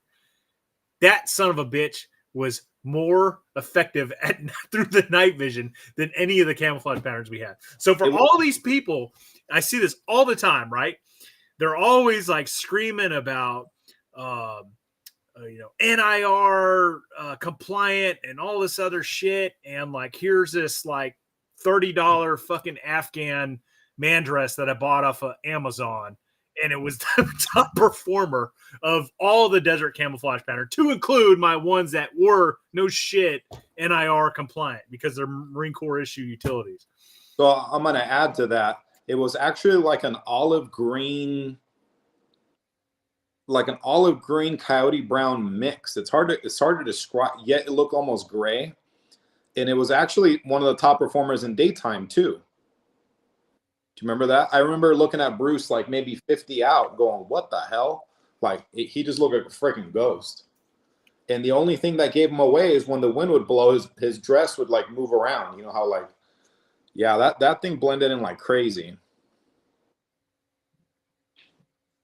So I've got a story that Brent's part of, and I think it was actually his very first ever, man, this is going back a handful of years now, but his very first ever experience with one shepherd. He and Bruce were invited up, and it seems to me, long story short, is that, and I don't remember if it was lack of the APL planning and drawing because they could draw night vision, or if it was an offset. Sometimes we do that in the scenario. It's written that, you're the inferior, supplied side, and the other side has this. So, and I think that might have been it, because the Blue 4 had like, I think they had 1.5 nods night vision for every single dude. Like every other guy had 2. He had one on his weapon and one on his helmet, and the other guy just had one on his helmet, right?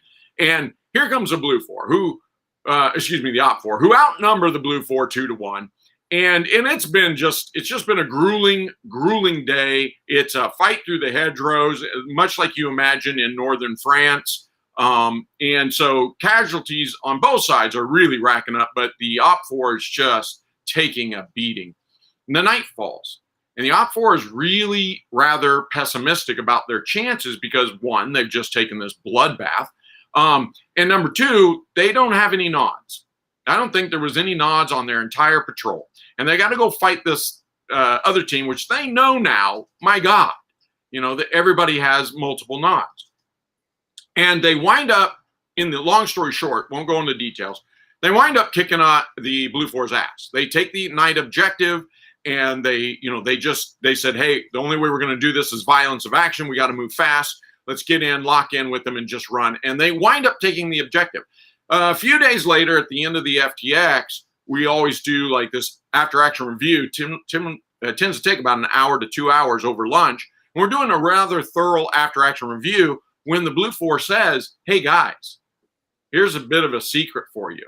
We all had nods and you had none, and we had a buttload of nods. Guess what? Camouflage works at night. We couldn't see you.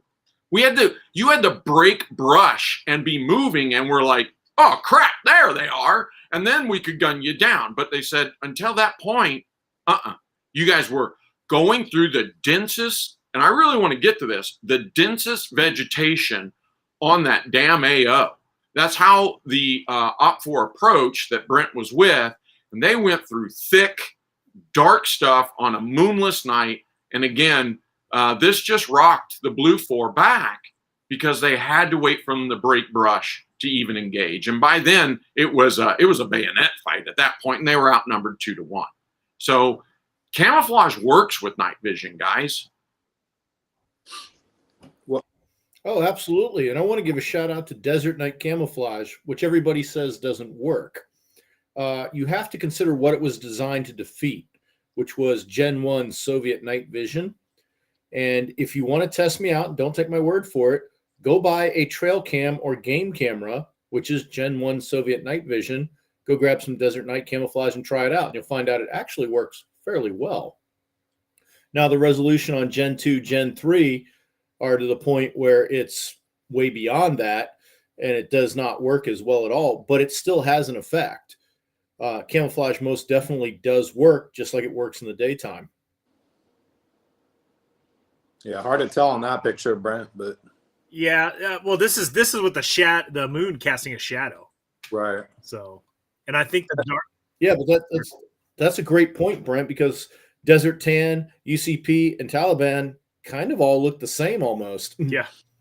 So I've kind of spent some time testing the different patterns. And UCP is actually surprisingly effective under night vision. Also, Desert Marpat or anything tan against a tan background, you know, just like it blends in the daytime, it blends under night vision. So where I've seen stuff really stick out is when you have a darker pattern and you're out in the open and it starts to silhouette. You know, the lighter you are, the more you can get away with the moon being directly on you. It could be almost behind you and you're still kind of blending in, to where the darker patterns, as soon as that moon is just slightly off, you just look like you're wearing like black or like a darker color. Oh yeah, there's Bruce's. See, even right there, he's hard to see. If you look at his edges, they're like. Are you talking What am about I edging? wearing? Talking about edging with Bruce, Dimitri? Yeah. That's an interesting scenario there, Dimitri, because the first time I encountered UCP, me and my team were all wearing ODs, moonless night, pitch black, got to have your hand on a guy in front of you, can't see him. But the guy leading us in UCP, we could see him fine 10 meters away, no problem. He was like glowing like a glow stick.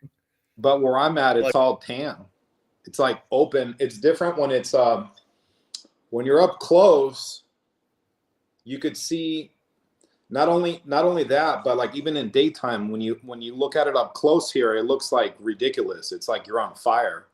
But when you get further out, see where I'm at, you can see from mountaintop to mountaintop. So once you get past 400 meters, that silhouette, it's really hard to describe. It's like a gray dot.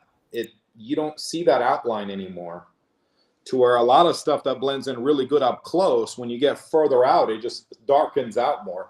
So whatever colors you're seeing look way darker further out is the best way to describe it. At least what I'm seeing out here. Hey, Logan, what did the Ukrainian uniforms look like in person? Because they're kind of like a UCP with a brownish tint.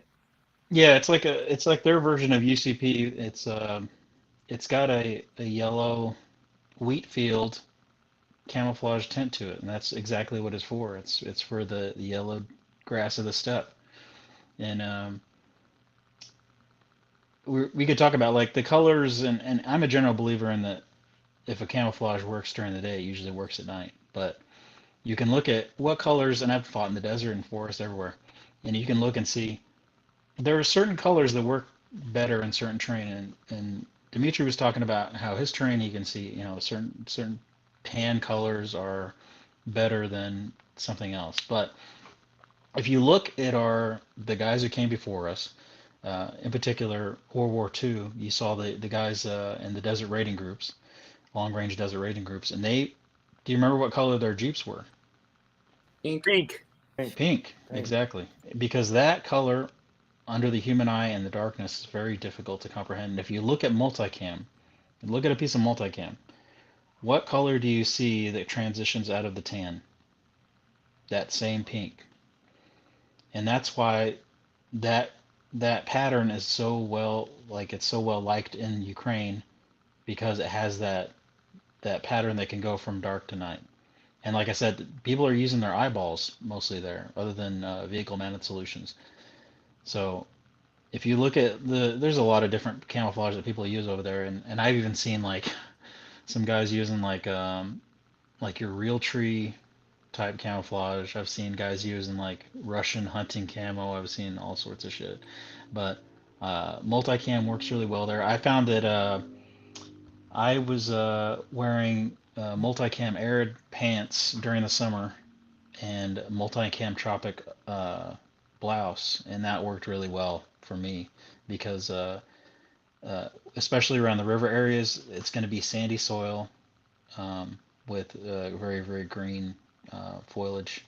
As you get out into the steppe, and if you get into like the southern areas, the ground is like literally black soil, so um, you can still use desert patterns for a bottom, but it's generally better to use multicam in that area.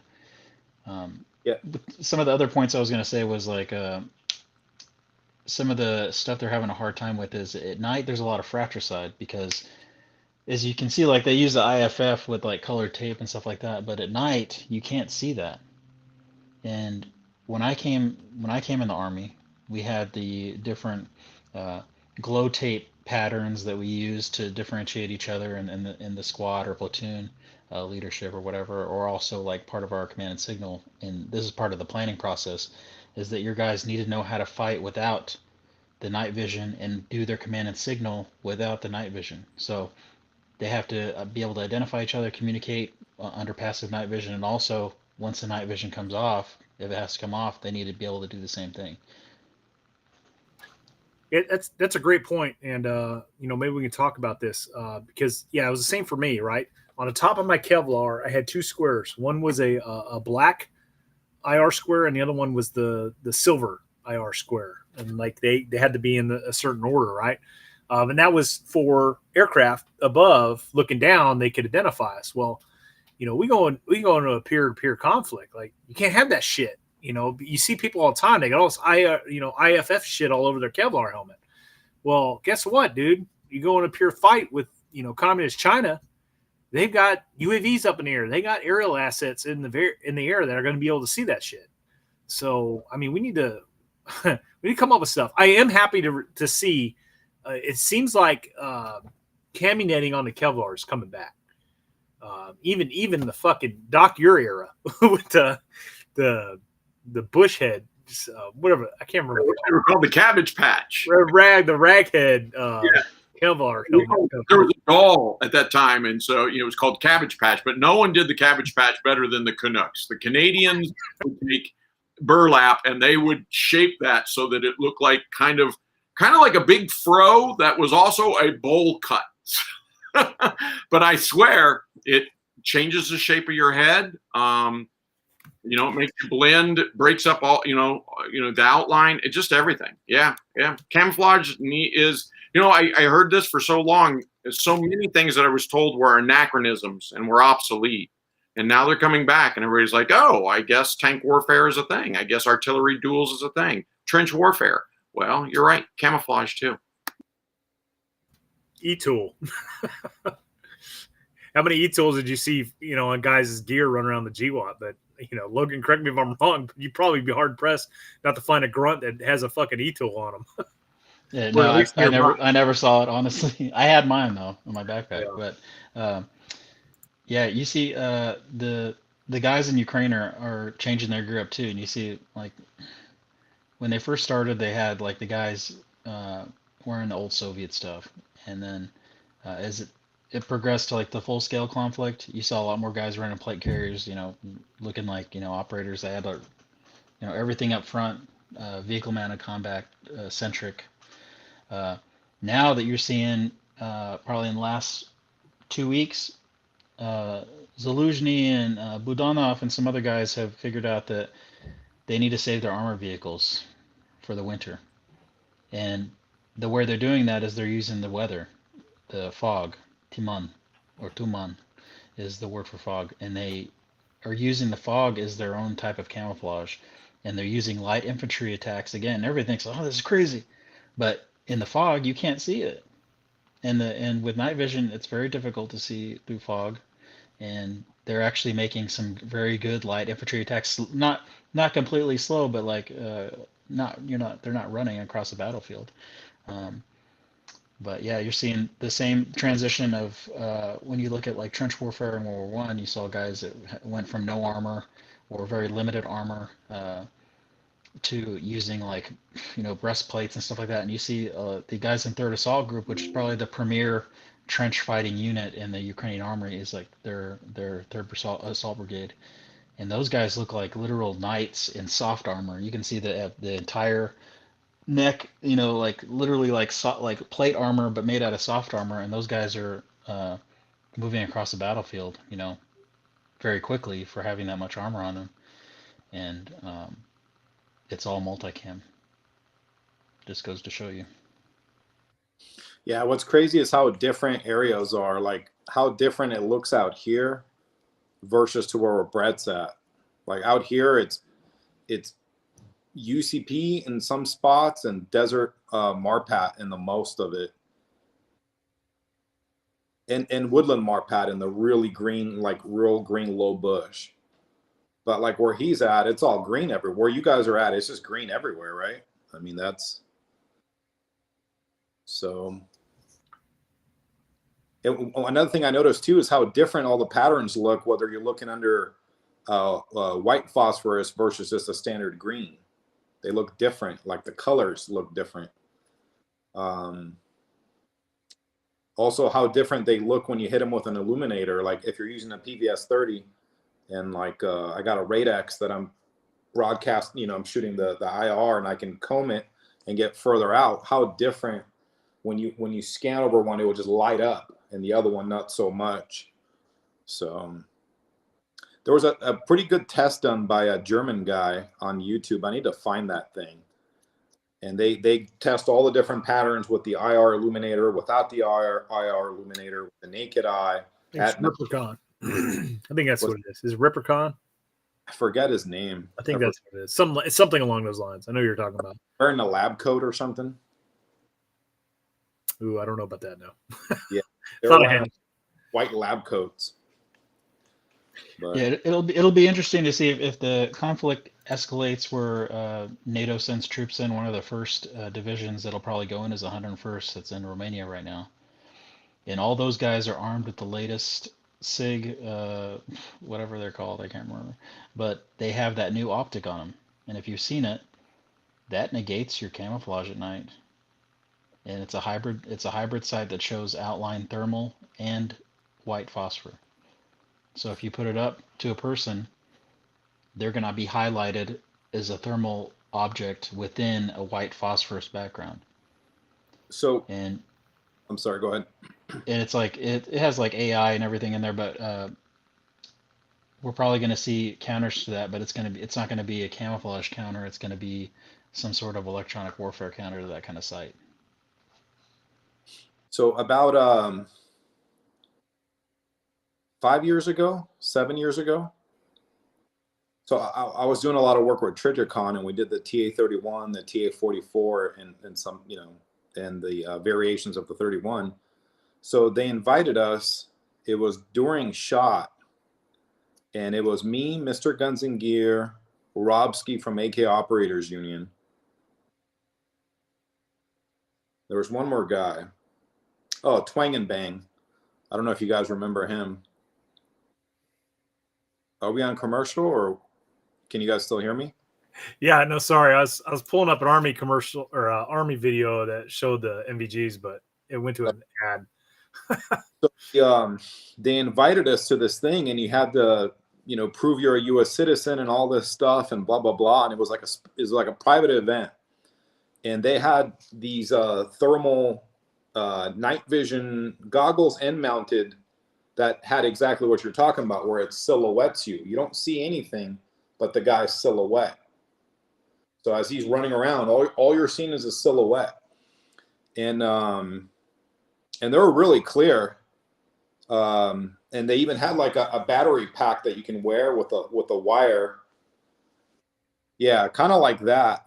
But the problem that I saw with those, at least at the time, was that if it didn't recognize you as a silhouette, it didn't silhouette you, so you didn't see it.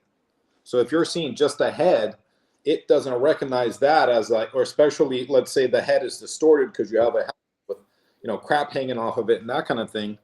It didn't pick up it didn't silhouette that.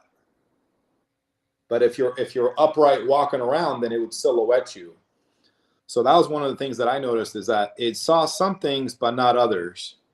Yeah, from what I was seeing from the research is that it's not necessarily, it's kind of like how the Chinese have night vision, but they all have digital night vision that's got that latency problem. But in this case, the latency is okay because, especially if you're in an urban environment, say you're gonna go into El Chapo's house and freaking shoot his guys up, right? You're going around those corridors, and a guy's hiding behind a drywall, right around the corner of a door. And you can look at videos of this technology. It'll show the guy like Call of Duty shit, like behind the wall, his outline is moving, and you can see it. You can't know that you can't see the person, like you can't see like his full full color vision of him through the wall, but you can see the outline. And that the latency is okay in that aspect because you can go from corner to corner. You can be behind a corner, looking through the corner into the other side of the wall through the drywall, and still engage your target through the drywall or through the wall, door, whatever. So it can see you through the drywall? Wow. It can, but you have to be tagged first. So someone on your team has to tag you first, and then it says, okay. And as Logan said, first thing it does is it says, or I'm sorry, Dimitri, as you said, first thing it does is it needs to be able to see you as a human, and then it recognizes that. Then someone has to tag who you are, right? They say, oh, bad guy, and then it starts following you, right? Or good guy, and it starts following you, and it'll let you see through the wall, so to speak. But you have to be first detected, then identified. Okay, and then it will track as best it can. And there are things that defeat it, but it's pretty damn impressive. And you see, once again, where the trajectory is going. So really good stuff. Now, there's a funny story about a bunch of Marines because they hooked this whole technology up out in San Diego with some AI and taught the AI what a human looks like. And says, okay, this is what a human is, this is what they do, and here's how they behave. And so they put this technology out in the middle of a field, and had like these Marines. They said, okay, Marines, come at this thing from 4 different angles, one of you each, and just see if you can touch it before it identifies you. Well, they're Marines. So they said, okay. And I think one of them did cartwheels the whole time, like 200 meters of cartwheels. And this thing never figured out he was a human, and he touched it. Every one of them broke it. One of them got a bunch of cardboard boxes and walked around. And they did the dumbest things. I think the other ones did the other 2 guys got together and did one like a wheelbarrow thing over it just didn't recognize them as humans. And so I think it's a funny story because Marines are like, oh, all right, well, I'm going to get pizza or time off, So they figured out how to break this. But as cool as that is, the funny story, you do see the trajectory where this technology is going. And yeah, it has its limitations. It's a lot of it's classified, so we're not going to talk about it. And no one's going to share that with us. But nonetheless, you do see where the next generation is going. It is mixing elements of digital, as Les said. It's mixing many different things, some thermal, some digital, some passive light sort of systems. And it makes nighttime operations all that much more challenging. But I think, if you'll bear with me, I think one of the things that's going to help you, assist you, there is no silver bullet solution, but one of the solutions, or at least a partial solution, is let's go back to 1944. And let's start. Look, what Logan described in Ukraine was what I was, what I was aggressing against for our near peers in 1985 to 1994. When we fought against, like, go out to NTC, and we fought against Soviet-style Red Army, the Krasnovins, right? And they would pull up with their tanks, and they knew, well, not everybody, there's very limited night vision here. That's by design. But they have pretty good passive/thermals in those tanks. And they would pull up on a front line, just as Logan said, and they would just laze the living hell out of us. So we had to learn different techniques to sneak up on these guys, or at least get through them. One thing, guys, terrain masking. You find the ravines, use the terrain. They can't see through that. Now, yeah, I can see through drywall. We just said that. Well, seeing through terrain is quite a bit different than seeing drywall. And again, someone's got to actually tag you first. So terrain masking, where you have dense vegetation and forest, use that. Look for the more challenging terrain that slows you down, that's painful, that you don't want to go through. That's where the enemy isn't looking for you, right? And it's where it's very, very hard to detect you. So what we would do is we would go out and we would do route reconnaissance. And route reconnaissance back in the day looked very different than what it looks like today. Now route reconnaissance is vehicle-centric. They would go out and they would take that luminescent tape that we were talking about, that we marked the back of our helmets and our hats, right? That glow tape. Or they would get a little glow worm. That's the tiny, tiny little chem lights. And we would mark that during daylight hours so we could use it at night. We would mark it low, low, low. I'm talking like 4 to 6 inches up off the bottom of the trunk. And you would tape that in with 100-mile-an-hour tape so that pointed back towards your patrol base. And you would, this is called breadcrumbing. And we would breadcrumb so that the nighttime patrol that's going to go out and do that ambush or that raid or that attack, and we could color coordinate it too. Very, very tiny little glowworms, and they would be able to walk 2 clicks into their objective, but not quite to the objective, because once they got too close where the glowworms could be detected by the enemy, we'd start running field phones, and you'd get that WD1 field phone wire, and you'd handrail that, and it'd go tree to tree, and your point man, he would just follow that in. And then we sometimes either kept up with the WD, but usually at a release point, that's where your overwatch is, your security overwatch, those 2 dudes, and they've got the other end of the field phone, right? They got a TA1 talking back to everybody else. So anyway, so you talk in, yeah, objective hasn't changed, this is all good. You handrail in with that. When you get up to the release point, they've already run 550 cord or some kind of string, and camouflage string, and they run it out to the left side, right side security. Those guys follow that. They handrailed 550 in, then they handrail 550 in for the support, then they handrail 550 in. So you've got this thing going like this right from the release point. Guys, we didn't need night vision. Eventually you do, right? But we were doing this with white lens, surefires on our weapons. And again, breadcrumbs, using terrain masking and vegetation masking, breadcrumbs, then field phone wire, WD1, handrail it in, then parachute cord, and that got us into place.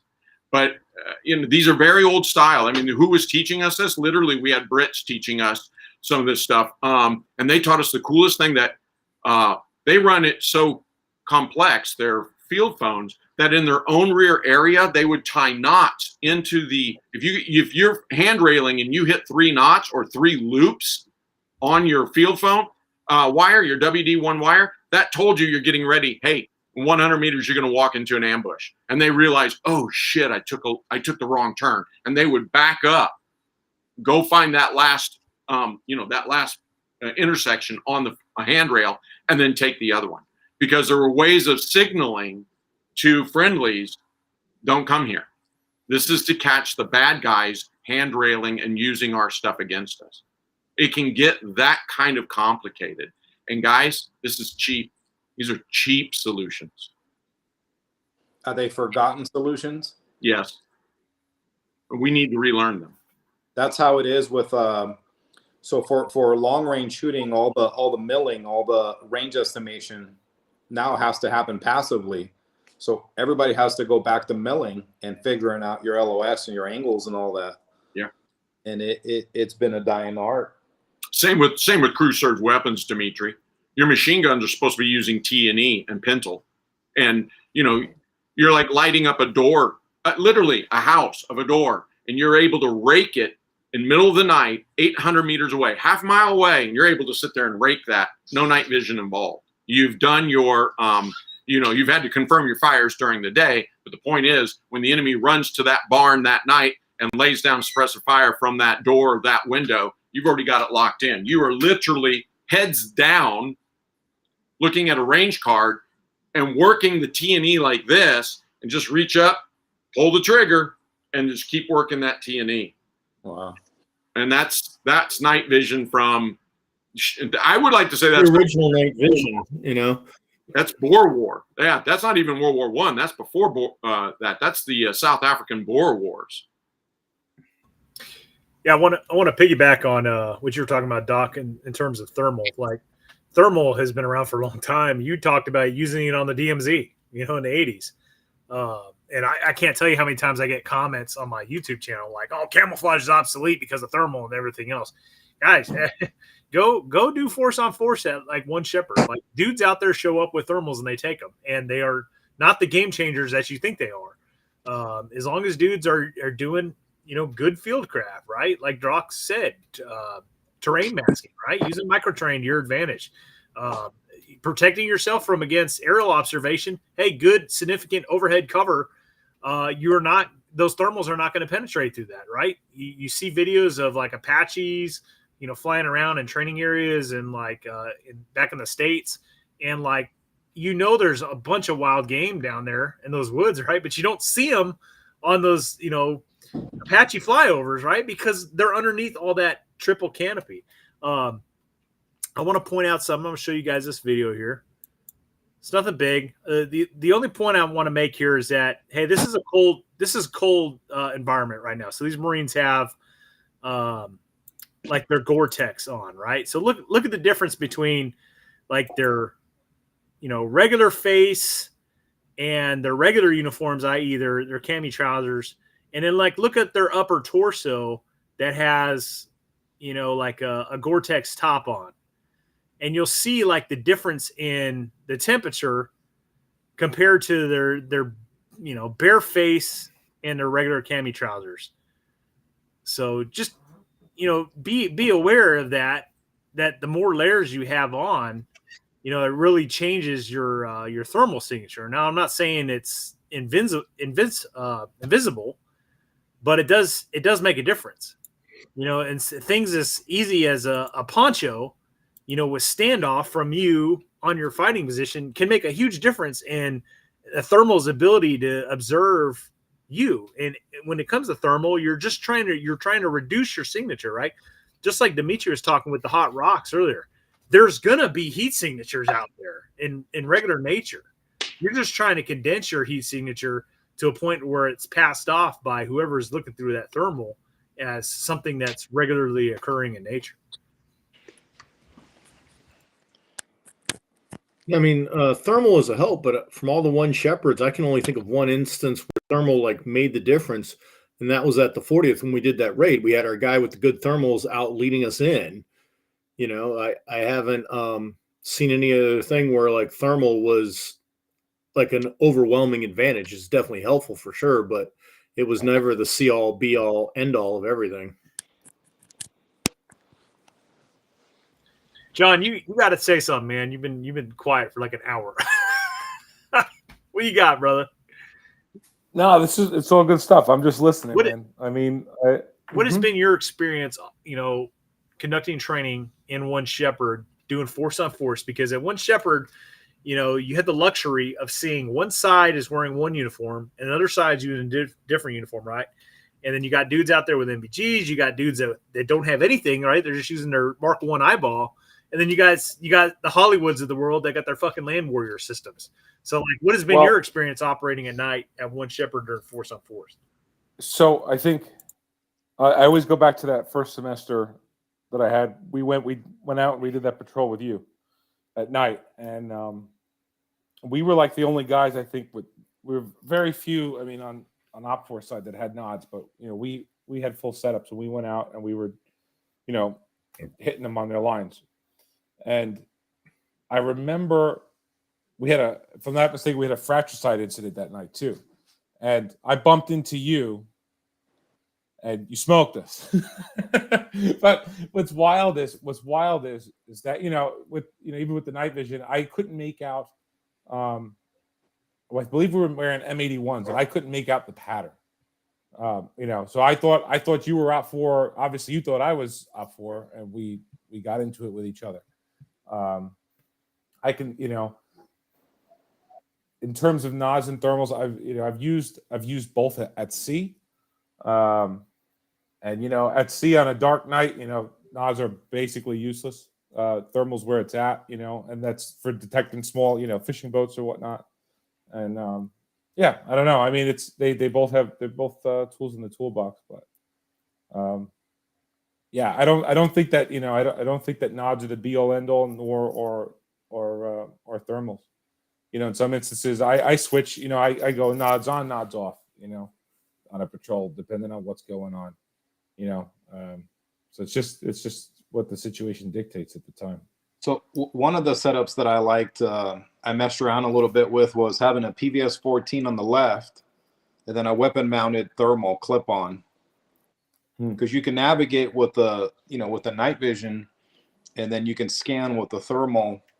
But again, I ran into that same issue out here. The rocks are still hot, and they light up at night, and you can't really see anything. That and the lag rate, just like you start scanning, and it just freezes up, and then. But that and the point of impact shift, that's another thing too, is that when you clip on your point of impact, it's not like a PVS 30 where the point of impact is pretty much where you had it. With a clip-on thermal, what I've noticed is I was like a whole mil to the right and up. So it was a completely different zero with the clip-on on versus not. Because you're looking at a TV screen. That's not the actual light coming through. It's just a projected TV screen.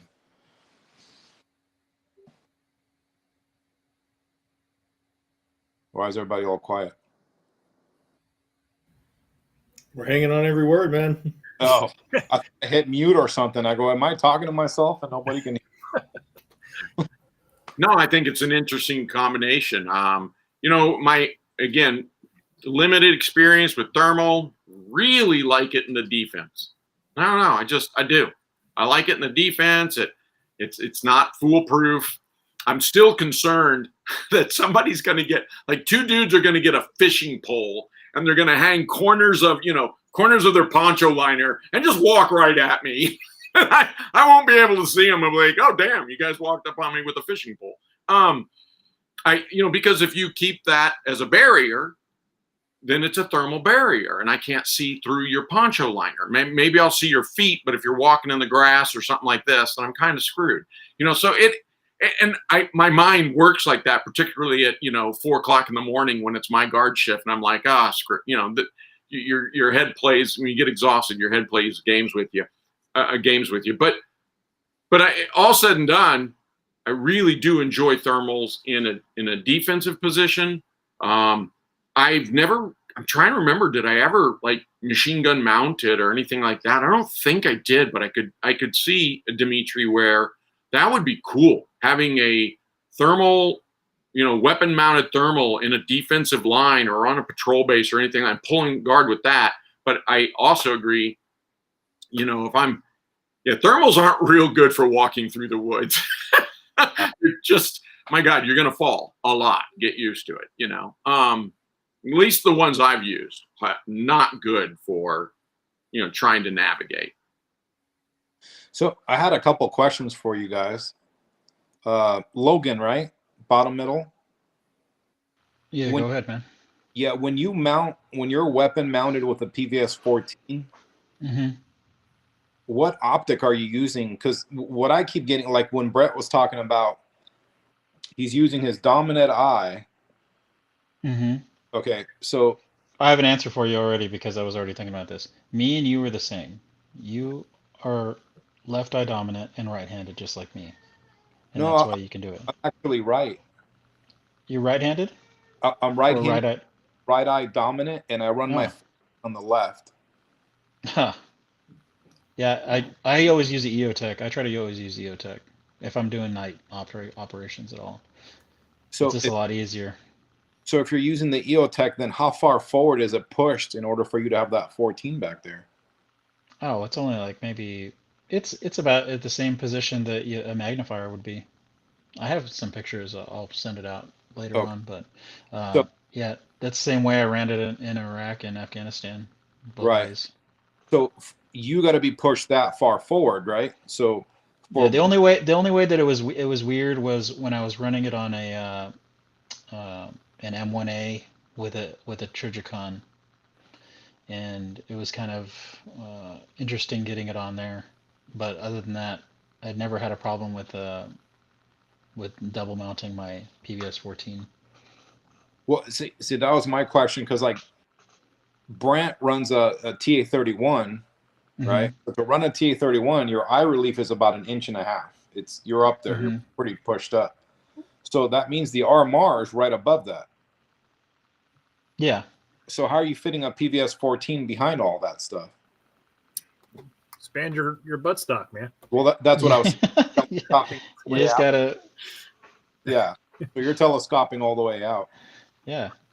I don't know. I mean, we did that in one Shepherd. We would just put our red dot Mm-hmm. up front, and I'm not like mounting it on a rail forward. I'm just mounting it right there as far forward as I can on the upper receiver, and then Mm-hmm. we mount like a PVS 14 or a D300 right behind it. You know, I mean, when it's mounted like that, you're not going to use any of your flip up sights. You mash those things down, and that's where that's staying tonight. You know, but no, it sits there, and you have the little rubber eye cup, and I never had any problem with it. It's extremely easy on an AR platform. The trouble you run into is when you're using some of the guys over there using AK-74s and they're trying to do a nods like a PVS-14 style setup with a one of their optics, in that rail space on is very limited. So what you usually see is a guy running an EOTech, let's say Russian style EOTech on the front gas tube, and then they'll run the PVS 14 on the back on the dust cover. Yeah. So maybe you guys will think I'm crazy, but I run the PVS 14 on the left, and my buttstock stays where it's at, and my right eye sees the dot. I can also dip down and look through the optic as well, like the magnified scope. Is that weird or what? I mean, I get hits out to 300 meters with the Yeah, dot. you'd make a great Apache pilot. There you go. No, you're onto something there, Dimitri. I was actually doing that out this Saturday night where we're doing some night vision practice, and that is a pretty effective technique. What you're basically doing is making an ad hoc arms and OEG. What's weird is like, and I hit my laser just to see is my right eye seeing, is it actually on? You know, because like my left eye sees night vision, my right eye sees nothing. It's basically dark, and it sees a dot. So I'm like, is that dot truly on target? So when I'd hit my laser, it's like right on. It's exactly where I'm aiming. So for me, I never. I'm passively shooting with my right eye with my PVS 14 on my left eye. And I can transition from the dot to the actual magnified optic as well. Anybody can do that as long as they use instinctive shooting and they have the same stable firing position that they always use, and that's why you see guys that are very well trained. They can literally run no optics on their weapon and still hit where they want it to hit, just like if they're shooting like a longbow. Well, what's weird is that this thing is like, I'm not just point shooting with it. Where the dot is at is where the round actually goes. Is it like the Bindon aiming concept? Essentially, yeah, just like how you'd clear a room with an ACOG. I suppose. I mean, one of the things I've seen this before, and I was reminded of it at when we were prepping for Midnight Brutality earlier this year, because Les was sporting it, and so Bravo company went out and supported it. And so we were practicing the ranges, the stages at several different times. And what I found was they had hooked up. I had not. I had a PVS 14. And when we went prone, it was a wet night. And when we went prone, man, the gun smoke, I know you're going gun smoke. What are you talking about? This isn't 83. But no, man, I'm telling you, there was just this incredible, it was dust kicking up, but mostly it was just, the smoke from the expansion cartridges. And it was just lingering. There wasn't anything to blow it away. And so it kept giving us a photonic barrier. And I was like, son of a bitch. And so I'd have to get up and move. And this was on my head. So what I found was I was losing this horrific time off of my shooting, because every time I had to get up and run to the other, fighting position and gain a new angle of attack so that I could literally get around the smoke to shoot. Because again, photonic barrier was just horrible at this point. And so I then have to do the whole neck wiggly thing to get it, and like, oh, now I can target it, acquire target, bang, bang, bang. God dang it, photonic barrier. And then I'd run and then I have to do that again. Oh, wait, there we are. Bang, bang, bang. Now, having done that, not that night, but in the past with a machine gun, if that happens, it's not good to take it off the tripod, let's be honest. But my point is, with a weapon and it's weapon mounted, I could just simply move and quickly gain. It's much quicker. Once I get across or through or around the photonic barrier, I could get so much faster on target with a weapon mounted optic, okay, with night vision. So that's one thing to consider. But the other thing I remember about that whole incident, and it got me to thinking about it, was like, for God's sakes, guys, pop smoke. That's another simple, cheap solution that defeats so many different types of night vision. Pop smoke. And the brighter, whiter, just using the M18 HC white, right? That's a heavy concentration white. Pop that baby, because I tell you what, it's like everybody's like, God damn it, why'd you do that? Now none of us can see to shoot each other. You've got those problems, and I find that I can generally solve the problem quicker when I have a weapon mounted nod. See, that's kind of the thing I've experienced, is how fast I can be with having it just the way I normally shoot with my right eye, being naked and putting the dot. I could pick it up and put the dot on something and shoot, instead of having to line up the PVS 14 behind it every time and then figure out where I'm at and then shoot. I don't know if that makes.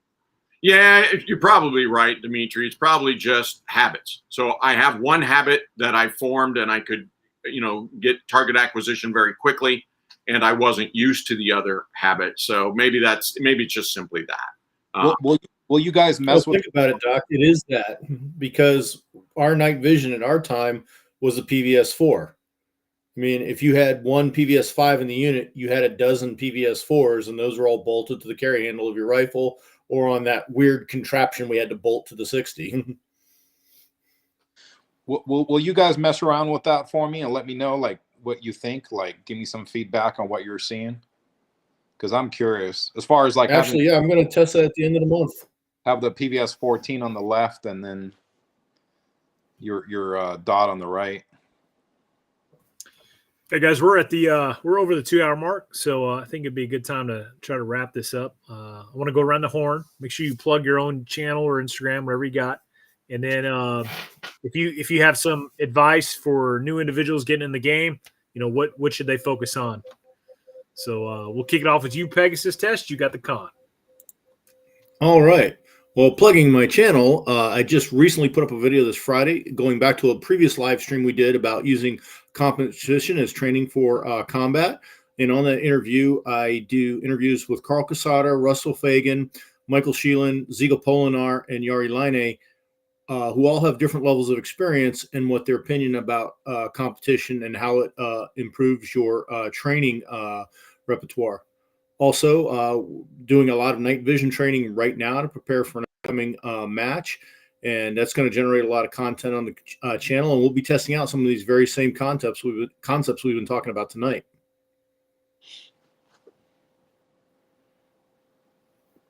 Channel? What channel? I mean, I haven't.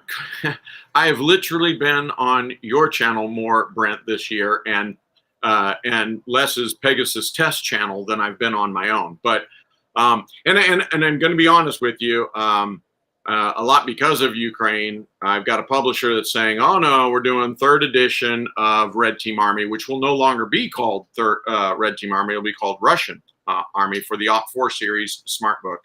So, and that's supposed to happen this winter. So I don't really know when I'm getting back to the channel. I am getting back to the channel. I just don't know when. Trying to collaborate with Les on several different topics and projects. That said, One Shepherd is Bravo Company's kicking off its fall semester in just a handful of days from now. So that will wrap up our year with One Shepherd, wrapping up a little early this year. Trying a new training facility, and we're looking at 6.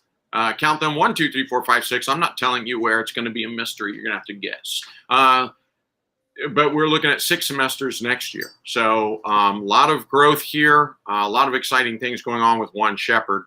And what else did I have to say? Oh, well, in closing comments, and that is simply this.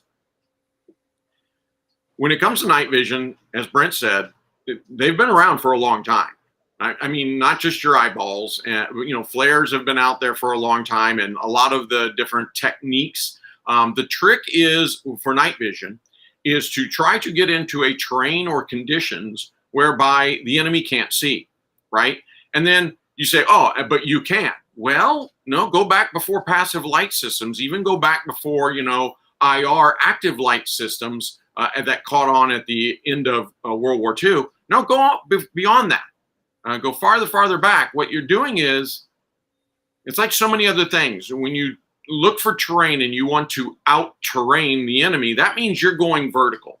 That means you're going and you're cutting against those brown contour lines on your map because the enemy doesn't expect you to show up there. Well, this is what the essence of night fighting as well. Show up where the enemy doesn't expect you to show up. And so, again, go back to old school techniques for using terrain masking and vegetation. And that's one way you can start to counter and use effective night fighting techniques. Don't become slaves to thermals and passive light systems and active light systems and everything else. That said, they're wonderful. They're brilliant. I'm not going to tell you, don't get them. Oh no, if you can afford them. They're fantastic, and they're only getting better. I've watched the emergence of this technology, really come into maturity in the span of my lifetime. And so, they're fantastic. But one caveat with that, remember, don't look for an individual solution. Get out there and train with your team. Get out there and train with your buddies, because it's a team effort. And you can pick up what one nod and one man's skill, he can pick up for the slack on his team. And you wind up complementing each other that way. So this is really a holistic system that you're looking at when we talk about night fighting, okay? So I'm not really active on social media a whole lot. If you are wanting to kind of follow me, and I post reticle stuff. I think the reticles are the brain of the optic, and I think most people are 20 years behind, and I try to be on the cutting edge. So if you want to see the latest and greatest stuff reticle wise, I'm at XLogic Designs on Instagram. And it's not just reticles. I design camouflage patterns, compensators, flash hiders, all kinds of different crap. As far as night vision goes, I think you need to borrow your buddies for a second or mess around with it and figure out what works for you. I think listening to our conversation here, as you could tell, everybody has different ways of doing it. And you kind of have to figure out what works best for you, especially for your terrain and your setup on your gun and how you plan on using it. But other than that's it.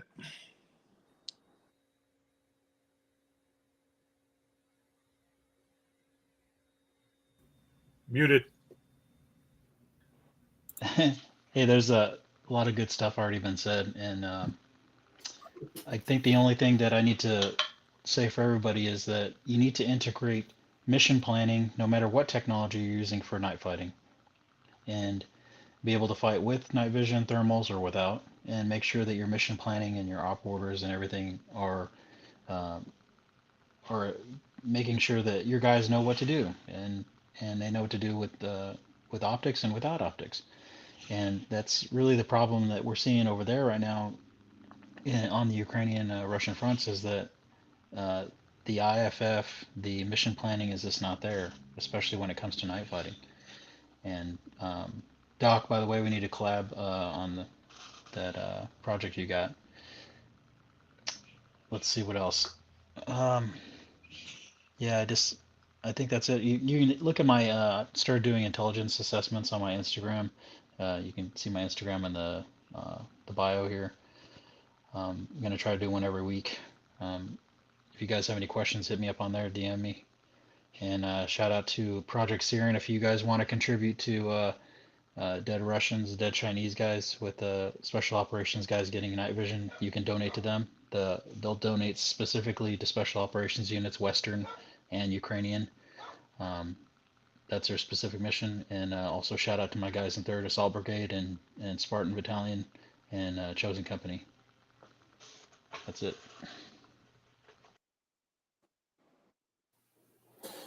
So the Instagram page is Poseidon __ S2. Maritime stuff, kind of like what you saw tonight. And I'll be out at B Company this coming week. Looking forward to that. Looking forward to putting some of the stuff we talked about tonight into practice and seeing how it all works out in that laboratory. All right, guys, my 2 cents.